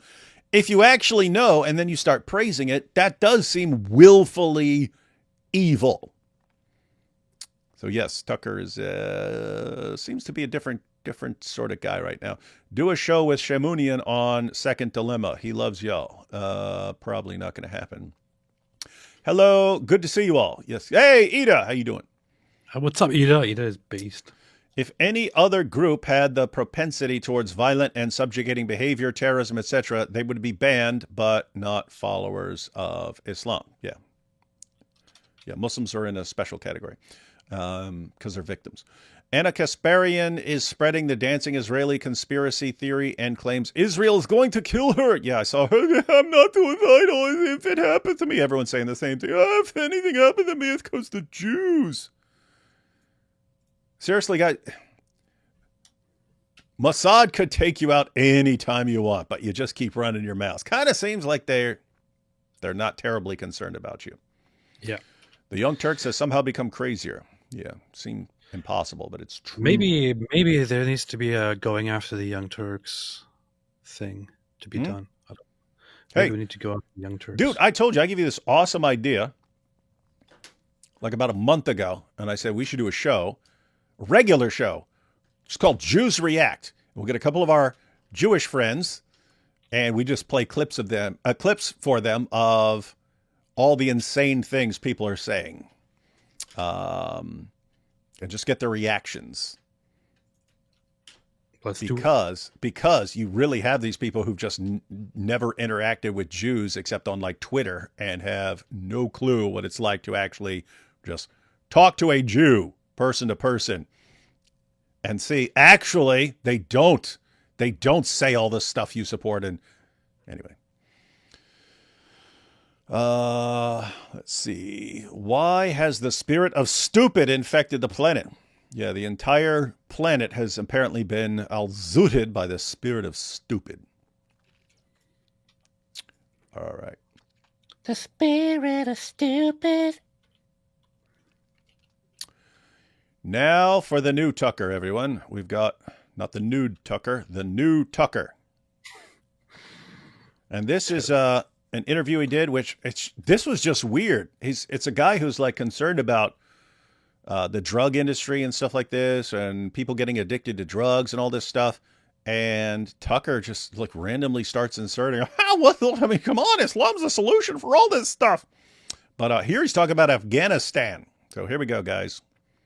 They're going to be talking about Afghanistan and how the Taliban's a solution to all the problems of the world, apparently. The Taliban, we hear so much about the Taliban's oppression of women and making music illegal, and they do those things. The Taliban is an arch-conservative movement whose ethics and morality I absolutely do not share. However, I never understood why I was supposed to give a shit about that. Did you hear this? I've never understood why I'm supposed to care. So when he talked about it in the past like that, he didn't really understand why he was supposed to care. Yeah. And so, guys, if I'm sure everyone here is familiar with the stories, like what they're doing. People, families selling their 6-7-year-old daughters to guys to go have sex with.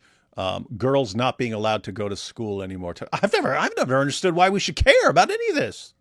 Why? Why would I care? Why would I care about little girls their lives being? Why would I care? Why would I care about this old man banging this tiny little girl? Why would I care? Why would I care? Interesting stuff. I want everyone to be free just as a matter of principle, but that didn't.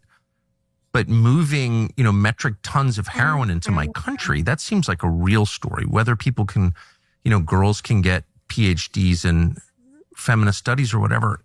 We're not talking about girls getting PhDs in feminist studies, Tucker. We're talking about girls being allowed to be educated at all. You don't think that's important. You now think why would you have no reason to be at all concerned about that? That's what you're saying. Less concern to me, right? Right. Well, the Afghan people didn't like it either, all the drug trafficking that was going on in their country. And what made the Taliban popular originally was their suppression of the drug industry in Afghanistan. That's what made the Taliban popular, is they're going to take on the drug industry. That's how the Taliban rose to power, according to this program. Was they're the ones who are going to do something about drug problems, guys. That's how they took over. They said, "Hey, we're going to launch a war on drugs," and everyone said, "Wow, these are our guys." So if the Taliban, if an Islamist organization came and took over in America, and they also banned all women from going to school, Tucker would be like, "What? At least they're solving the drug problem." Mm-hmm. Yeah, and think about this. We've seen the Pew Research before. 99% of Muslims in Afghanistan want Sharia to be the law of the land. The Taliban come along and say, "Hey, we're the ones who are going to impose. We're the ones who are going to impose Sharia." But no, the real reason that the Taliban took over was everyone's just sitting there going, "Wow, what are we going to do about our country exporting lots of heroin? These are the guys who are going to stop this great evil." So that's what happened, ladies and gentlemen. So the reason the Taliban took over is because the population of Afghanistan are so radically anti-drug. They took over and eliminated all of the drug production that was taking place there, because you can see how it's ideologically consistent with their Sharia law. Mm-hmm. They don't tolerate drugs. They don't tolerate alcohol either. So they get rid of all of it. Sharia law is bad, Seth. I don't know if you've heard that. It's bad. It's worse than what's happening in New York and Detroit. It's just bad. I don't know why. It's just like years. Did you just hear that? I don't know why. I don't know why people think Sharia is bad. We just saw the clips of him for 23 years. We saw he seemed to understand the problems with Sharia. Now it's laughable. It's laughable that anyone would be concerned about Sharia. Why? Because all Sharia does is end heroin trade. Does Tucker drink alcohol? Is he against alcohol too? I don't know. But which cities did he just mention? New York I think Detroit and New York. Let's see. Oh, why? It's just like bad. So they get rid of all of it. Sharia law is bad, Seth. I don't know if you've heard that. It's bad. It's worse than what's happening in New York and Detroit. It's just bad. I don't know why. It's just like years of brainwashing. I'm not Muslim. I'm not for Sharia law. On the other hand, Tucker, you shouldn't support the Taliban for doing away with drugs when you sound like you're on something, dude. But think about this. Think about New York. David, you just went to New York. Mm-hmm. Now, with all the problems aside, with all the problems in mind, with things that might be, that might be bad in New York, that might be kind of out of order and all of that, it's still not a horrible place to live, right? Would you rather live in New York or Afghanistan? New York in a heartbeat. And here's what's positive about New York and Detroit. People are still in a position where you get what you want. You guess what? People of New York and people of Detroit, you are free to fix this anytime you want. And you see places where people are getting sick of the way things have been going and they're deciding to turn in another direction. You want to change how screwed up Afghanistan is? You are dead. They will kill you. You cannot fix it. It's unfixable. At least for right now. Could always be some, way down the road, something might change or something like that.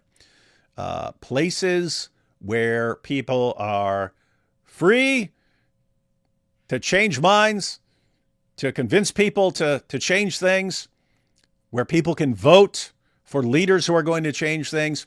You have the ability to fix things when they're going terribly, terribly wrong. Afghanistan, you are stuck. You're stuck with it. So I would take pretty much anything over something like the Taliban. What, you Not think Tucker. New York is better than Sharia? Oh, New York's about to get way, way worse the way things are looking. But guess what? You hope that when things get way worse, people correct course and try to make things better. Or it just goes down and completely implodes. But that's if that's what people decide, then the people who don't want that can actually leave and go somewhere else inside the country where they can go to a place that's actually better. And if the people who remain decide that they want to implode, then okay, they'll implode. Afghanistan, what do you do? What do you do? Very, very hard to come back from Sharia or to fix anything. And it's a laughing matter to Tucker. It's hilarious. Sharia, what? Sharia. Yeah, remind me of the Elsa Compared to story. Baltimore? Shut up. Sharia law. I'd take Baltimore in a heartbeat Baltimore's better over than Afghanistan. Yep. The fact that Tucker thinks all these places are worse than Afghanistan is kind of insane. Well, Sorry, Sharia law. in Afghanistan, the effect of implementing Sharia law was the total suppression of the heroin industry and the decimation of the world's supply of heroin. And a massive reduction in the rape of boys. They didn't like that. That's the another Taliban's just been subject good. You that's hear it? Absolutely part of this, and I almost hesitate to go there because it is a everything I'm saying about drugs could also be talked about. I can't believe I'm even saying this, but child sex trafficking was something that took place. It was something that the U.S.-backed client state was deeply implicated in child sex trafficking. Another thing that's falsely laid at the feet of the Taliban and said, this is just part of Afghan culture, when that is not true. You hear this, AP? I'm looking at the stats right now. There has been no decrease reported at all in child trafficking under the Taliban. Yeah, AP. I mean, aren't the stories we see about little girls being handed over to these old complete perverts who who are like 50, 60, 70, 80 years old, and they're taking 5, 6, 7, 8-year-old girls and having sex with them? And these guys, no, the Taliban brought nothing but peace and prosperity and the end of the drug trade and the end of trafficking, man. Why would anyone have a problem with Sharia? Hey. In fact, in 2024, it was reported that there's serious child recruitment and sexual slavery done under the Taliban in Afghanistan right now. Yeah, but that can't possibly have anything to do with Sharia. And to prove it, I will go to the Quran here. Let's see what we have here. We have Surah 23, ladies and gentlemen. Let's see. Successful indeed are the believers. That's good. Yes, believers are successful. Those who offer their salat with all solemnity and full submissiveness, and those who turn away, from dirty, false, evil, vain talk, falsehood, and all that Allah has forbidden, and those who pay the zakat. So these are the good guys. They pay the zakat. And those who guard their chastity, i.e. private parts, from illegal sexual acts. Yes, like trafficking, because Islam does away with trafficking. Those who guard their chastity, except from their wives or the captives and slaves that their right hands possess, for then they are free from blame. Catch this, guys? You're allowed to have sex with your wives, captives, and slaves that their right hands possess. What is it? What is it when you take a girl as your slave and you pass her around to another guy and you sell her as a slave and so on? We call that trafficking. Tucker and his buddy just told the entire world, no, Islam, the Taliban does away with trafficking. AP looked up the statistics. Bull. So even if you wanted to say, okay, well, maybe they're just not following Islam, maybe they're making things better, AP called bull, and I called bull by going to the Quran, which promotes sex trafficking. Isn't that weird? Islam is about sex trafficking. Yeah. Islam contains sex trafficking. Islam ran a whole sex trafficking and sex slavery ring for over 1,000 years. Mm-hmm. And here you have also talking about who the good guys are. And so, except those devoted to salat prayers, those who remain constant in their prayers, and those whose wealth there is a known right, and so on. Keeps going. And those who fear the torment of the Lord, verily the torment of the Lord is before none who can feel so. And those who guard their chastity, i.e. private parts from illegal sexual acts, except with their wives and the women, slaves, and captives whom their right hands possess, for then they are not to be blamed. You are not to be blamed for having sex with your slave girls and captives. Huh.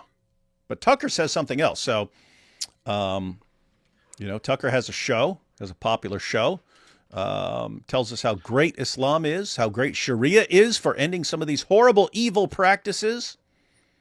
It's false according to the Quran and false according to actual reality.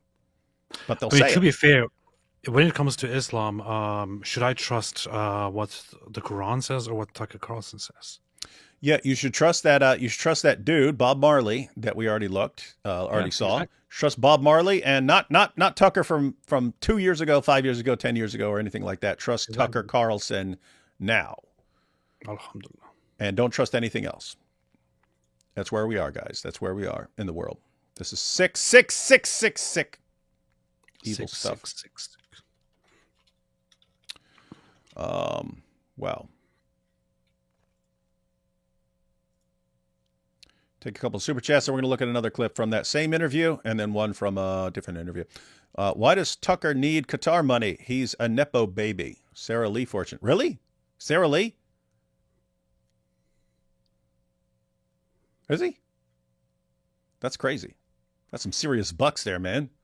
Nobody doesn't like Sarah Lee. People always thought they were saying nobody doesn't like Sarah Lee. But they're saying was nobody doesn't like Sarah Lee. Isn't that a weird saying? That's a very weird saying. Nobody doesn't like Sarah Lee. You guys should either make a video or react to Sean the Muslim. Have you heard of Sean the Muslim? No, I heard of Sean the Sheep, but not Sean the Muslim. Yeah, we haven't heard of Sean the Muslim. It's just bad. Oh, yeah. It's just bad. Imagine getting interviewed by Tucker and him acting like he's possessed. Something's wrong with him. Point out he's wrong, but please pray for him. Something definitely wrong with that dude. Do it. The thing is, so I just I asked the question on Twitter and lots of people responded. And I also checked with some other people. So there are lots of, for example, when it comes to the whole Israel issue, he recently had this whole interview with that so-called nun, and lots of Israeli Christians, for example, offered to talk to him to give him the experience of Israeli Christians. He refuses. He rejects. He does not respond to them. He clearly has an agenda here. It doesn't serve his agenda to talk to people who will tell him things that disagree or that conflict with his interests, So, I don't know. He's onto something evil. Definitely seems like something evil. Evil. Agent Carolina says, potential music and animation collabs. Breakfast Gun, Sal, The Cross Crusader, making relevant playlists to share because I don't know what that means. Evangelist temperament. Powerful. Sal's based. Apparently, it's not child trafficking if it's muta. Child muta. Sharia, you've really got to see her. That's true. Women's voices are now banned from being heard in public in Afghanistan. Oh, yeah, but we can hear Tucker's cackle, apparently. That's perfectly acceptable. They love that. They cannot even speak to each other. Yep, we've seen those articles too, ladies and gentlemen. Tucker thinks, well, why should we care about that? The Taliban's doing such a bang-up job, and they're ending human trafficking without there being any detectable evidence of it. When I served in Afghanistan, I had to read the rules the Taliban had for the young teenage boys they took to their tents. My Afghan advisor, who was born and raised there, told me the Taliban are notorious for pederasty. Well, who are we supposed to listen to? People who've been there, or Tucker Carlson's cackle? Of course, Tucker Carlson's cackle. Obviously, guys. Keep in mind, the Taliban is... I mean, just think about this guy. They're talking about the Taliban, and all they had for the Taliban was praise about the great job they're doing in cleaning up the sex trafficking trade and the drug trade. Do you ever talk about specifically Shia beliefs? Only when it comes up, but the vast majority of Muslims are Sunni, so we tend to focus on that. Yeah, when we talk about Islam, it's always Sunni. So. All right. Let's check out. Always Sunni on our show. Always Sunni. Mm-hmm. So now more on Sharia. And now we're going to find out how awesome Sharia is, everyone. You know, again, I'm not... More on Sharia. And this super bass dude. Oh, again. What's crazy is this guy's on here to talk about dealing with like drug problems and stuff like that. And Tucker uses it as an opportunity to praise and promote the Taliban and Sharia. This is from way later in the episode, but Tucker brings it right back to how great Sharia is. So here we go. I'm not here to be a drug warrior or paternalistic or to lecture people who struggle with substance abuse, but I certainly agree with you that that should be a value. But you should know, Seth, that the real danger is Sharia law. You hear this? He just randomly inserts this. Not the way the Al Zut did, but just randomly tosses in there but this guy's like, oh, we got a real problem here, man. We got a real, well, yeah, but you should know the real problem is Sharia. Is mocking the idea that people are concerned about Sharia. Freaking lunatic, man. Sharia law. And you can tell when you go to a place like Abu Dhabi or Riyadh, like, oh man, I hope we don't ever wind up with a society like this with a rape rate of zero, where you leave your keys in your Lamborghini and don't ever worry about it being stolen. And you know, if people want to get wasted, they do it at home. You know what I mean? Yeah. I hope we don't wind up with that. Yeah. Mm-hmm. Yeah, zero. Yeah, I think Sharia law is obviously just a punchline. I don't know that too many people actually believe in the reality of that. And I mean, sure. Yeah, not a lot of people really believe that this is all a problem. We know that these places are really awesome and that they have no crime and no abuse of women and so on. And it's really great. Yeah. And we should be ashamed. Everybody wants to live in a Sharia country. Yeah, that's why everyone keeps moving to Western nations. They need to stop moving to Sharia countries. Leave those Sharia countries alone, man. Stay where you are. Mm-hmm. Like I said, you know, I'm a lawyer. I actually studied legal philosophy. Right. Sharia is not that different from other legal codes.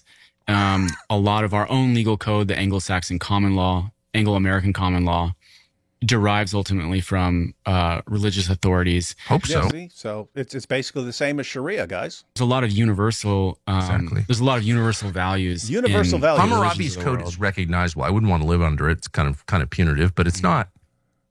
Like I don't know why people do this. I studied this field. I studied I studied letters. Therefore, let me tell you about the Quran. Yeah, dude, he just said it. I'm a lawyer, so I studied law. Therefore, I know about Sharia. Say what now? Say what? So in the course of your various lawyerings and going to law school, they're like, hey, let's do these courses on Sharia, so we really understand Sharia. And he's like, so I can appeal to my personal knowledge and wisdom on this topic because I'm a lawyer. And as we all know, lawyers are the highest authorities on matters of Sharia. I personally studied law, so therefore I can tell you all about the apostasy laws in Islam. And why are you doing this? Why do people do this? And Tucker, You do not know anything. Yeah, but I mean, think about this. The guy just said, so yeah, it's, Sharia is not very different from other legal systems. Tucker, that's right. You remember how Tucker pointed out how Sharia and these countries are so radically different? Yeah. He seemed to know it before 2025. He knew it, and now he thinks you're an idiot if you think that. This is fun stuff. Let's see where they go with this. Another planet. The oldest legal code that we have, Hammurabi's code, it's not. Like, you sort of know what he's talking about, right? Look, I agree, yeah. And look, they put up 10 commandments in front of I live in Austin, Texas, and they put up the 10 commandments in front of the state capitol. And that's controversial among, religious libertarians. But I'm of the view that I'm happy to see them put the 10 commandments up there if they would just follow them, I agree. Starting with thou shalt not kill. I couldn't agree more. Hang on. Wait, did you just hear that? What do they like about the 10 commandments? Thou shalt not kill. If only people would follow that. Okay, so you guys think it's a good idea to honor the principle, thou shalt not kill. Do you think both of us should be killed? Because according to Sharia, both of us should be killed. So take you're saying, I don't even know what to do here, man. Islam says Sharia says both of us here, and probably most of the people in the chat all have to die. And we've gotten more knowledgeable people than you sending us messages about how if they get their way, we're dead. And you guys are, it's just the same thing. I mean, you've got, our law here, and it's just the same thing. And what we really need to focus on is this universal value of thou shalt not kill. And you're promoting and praising a system that literally calls for our deaths and calls for your subjugation because you're a bunch of complete morons, but you're not Muslims, and therefore you have to be violently subjugated, even if they love you, because you're defending and promoting their. You know what's funny? Tucker Carlson's show basically sounds like, especially when he comments on things, like just listening to that bit right now, where he's just bringing up random things and then talking on a very surface, on a very stupid level about Hammurabi and all that. It's just, it sounds like, like a very poorly informed person who just hears random things here and there, sitting with friends and just bringing up random stuff to sound smart. That's basically what it sounds like. It's like, nothing that he says here is in any way reasonable.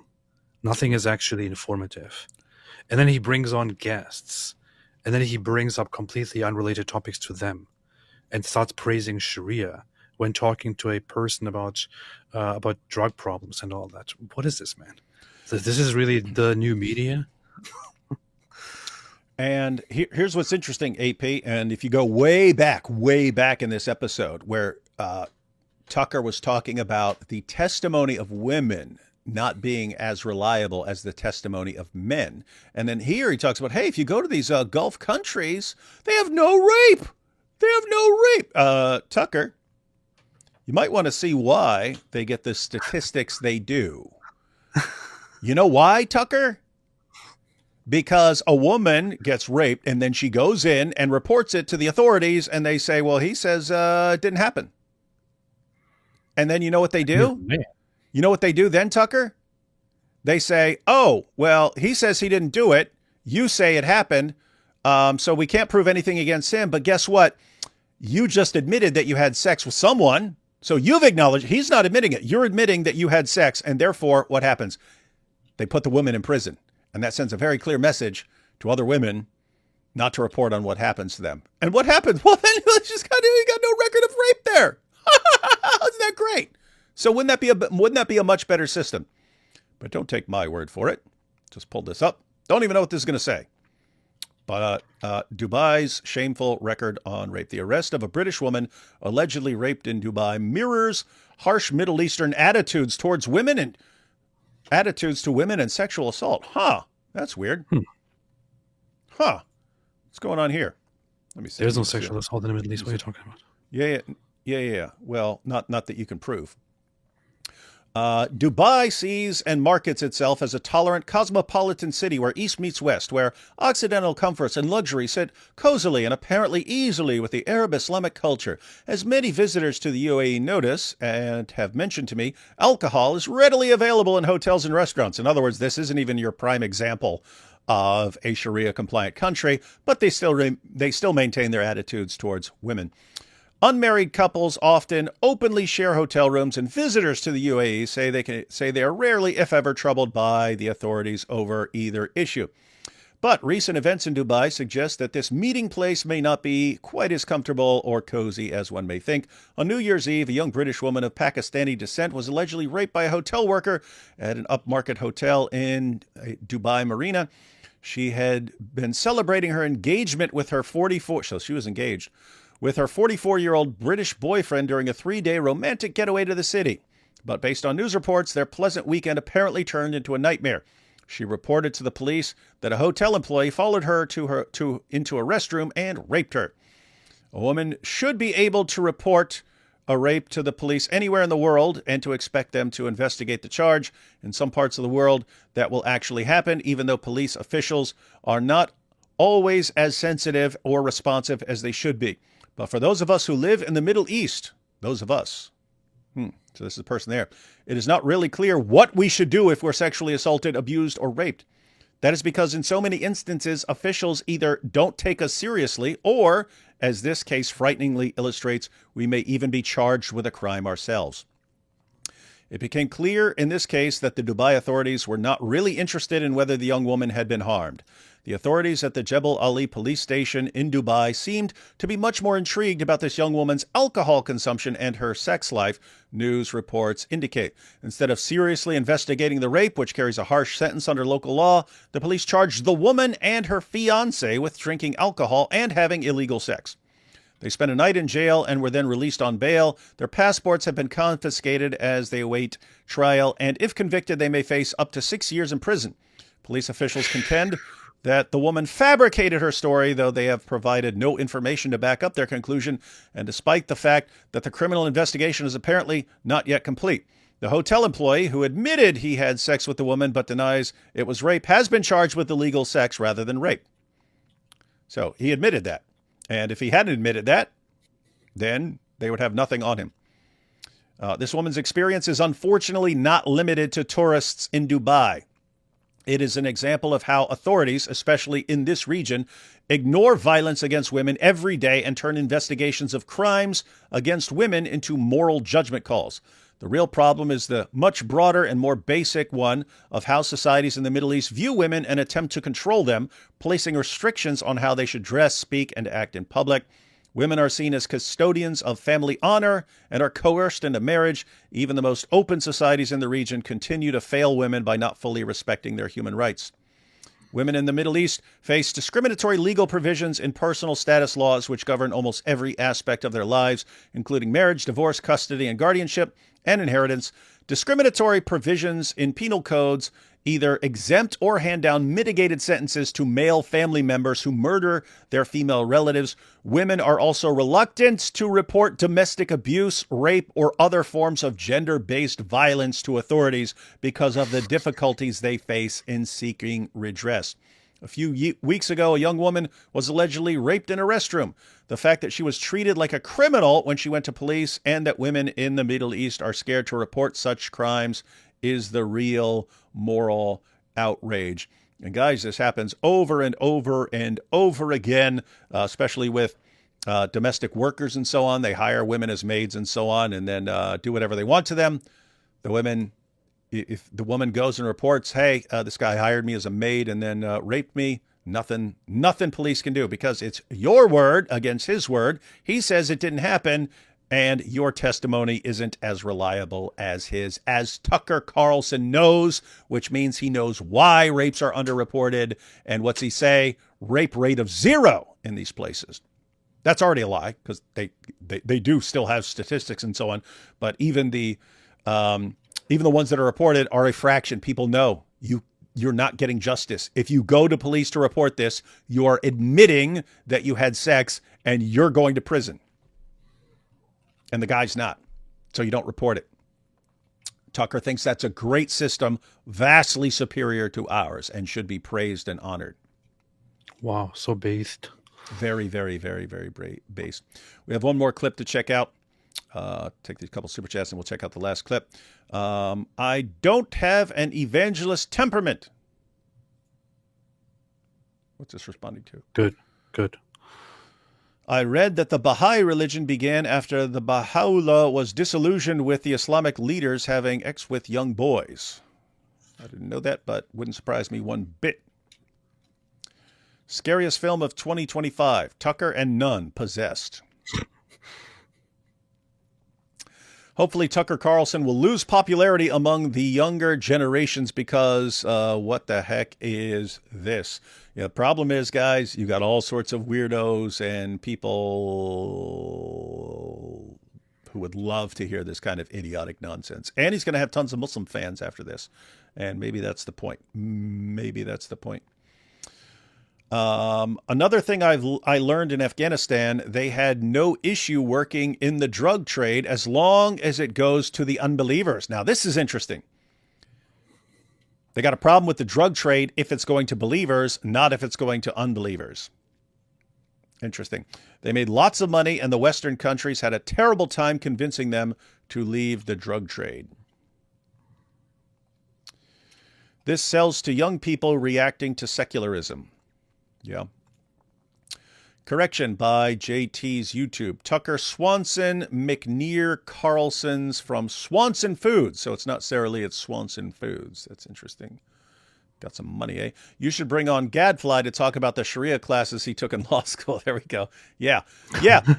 Since all lawyers are experts in Sharia, we'll just get Christian Gadfly on to talk about the amazing knowledge of Sharia that he was taught in law school.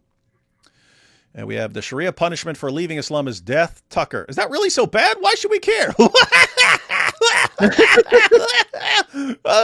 This AP doesn't want Islam to spread because it would kill him.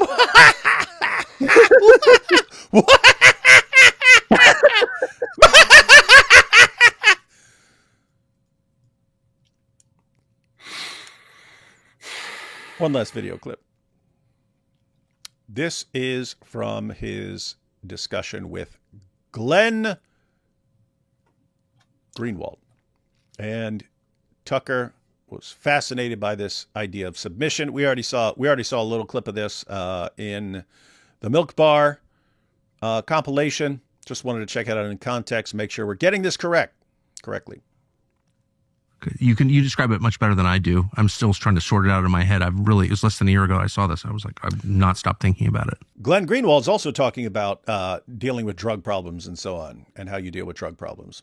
Yeah, we talked about it last night, and so then I thought about it last night, this morning, so it's fresh in my mind as well, like in terms of what it means and how to think about it.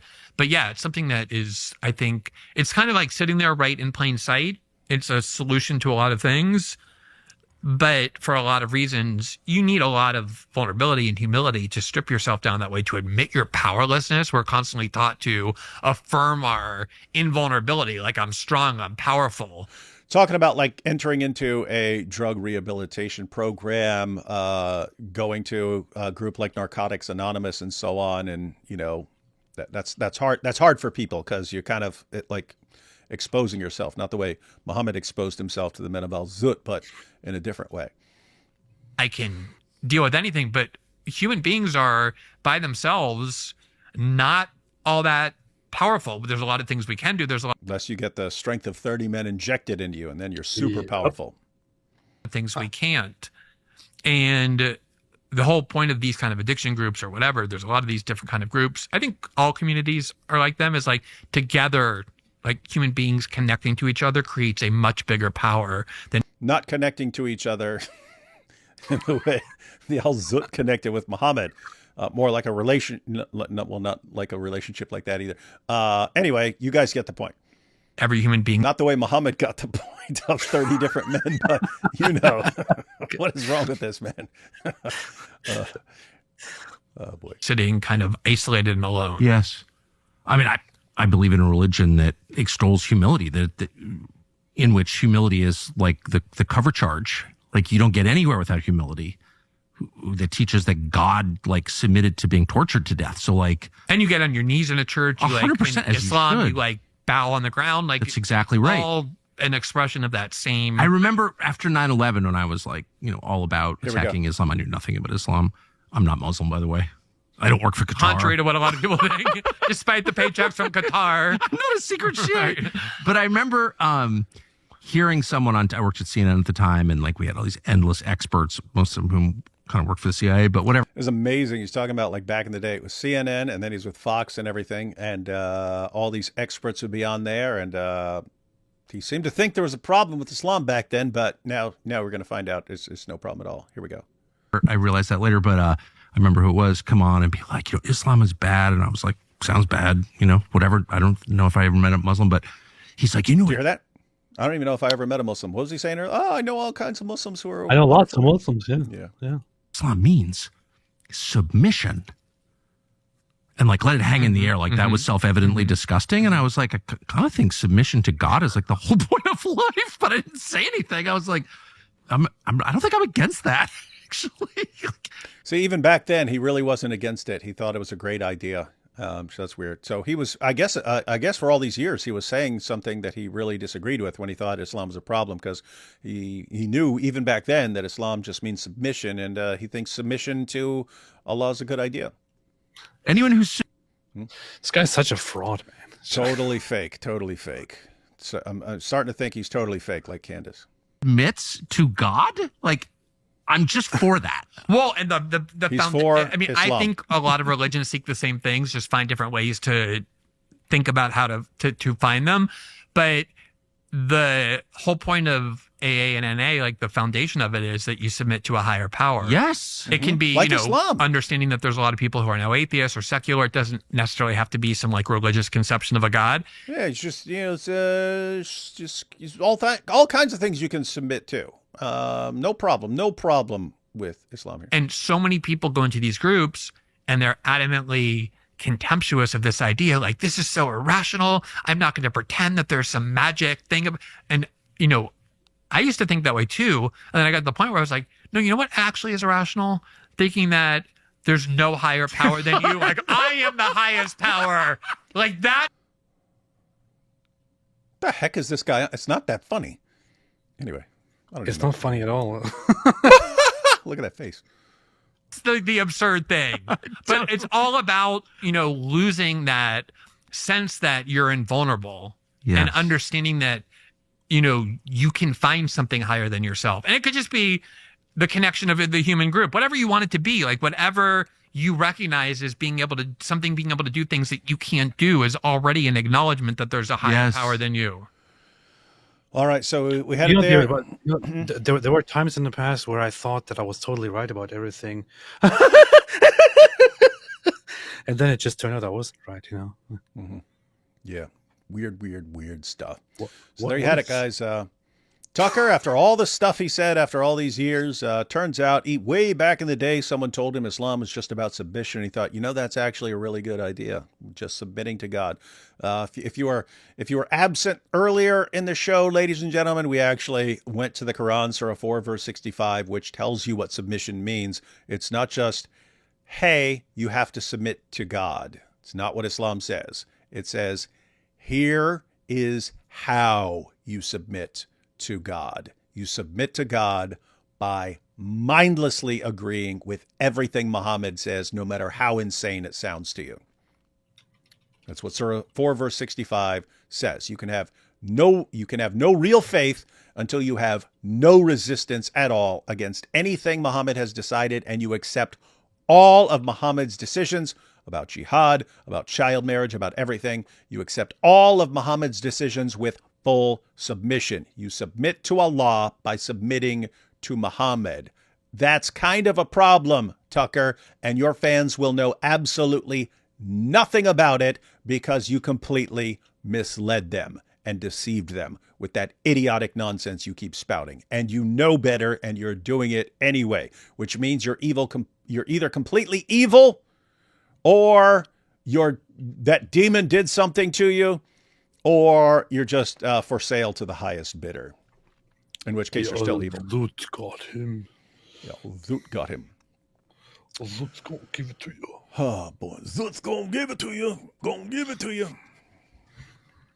All right. Take these last 2 super chats and we'll be out, ladies and gentlemen. Chances that Tucker... It's Alan Zutman. Chances that Tucker takes the Shahada. Depends on how much the check's for. But keep in mind, you don't really need him to convert. You don't really need these guys to convert to Islam if they're doing what you want and helping pave the way for Islam, right? You don't need to pay this guy to convert to Islam. He may have a bigger impact if he just keeps promoting Sharia and Islam for you. That's true. This makes me wonder who paid Jade Fonda, and why didn't Tucker just go ahead and mount an anti-aircraft gun like she did? Not sure. Maybe they had different plans for him. Watch Amy Kozak parody of Tucker prepping for the interview with the nun. It's hilarious. Did you see that? No, I haven't. Gotta check it out. I will check that out. Gotta check out. And, oh, it's Tucker's wife. Tucker's wife is Swanson Food heiress. Oh, so he married into some serious cash, man. Serious cash. Yeah, why are you doing this, Tucker? You got all the money in the world waiting for you. What the heck is wrong with you, man? Didn't have to sell out. Didn't even have to sell out. Wait, Ami Kozak follows me now? That's funny. I didn't know. Huh, that's cool. All right, anyway, everyone, we're going to be live on your channel tomorrow, AP? Yes, indeed. Any idea what we're covering?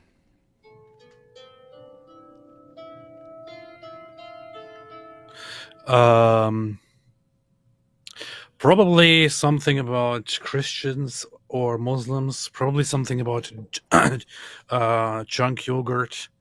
Oh, yeah. That stuff. Yeah, Chunk Yogurt. He said a bunch of crazy, stupid stuff, and then his little sidekick. She's been going off the deep end too.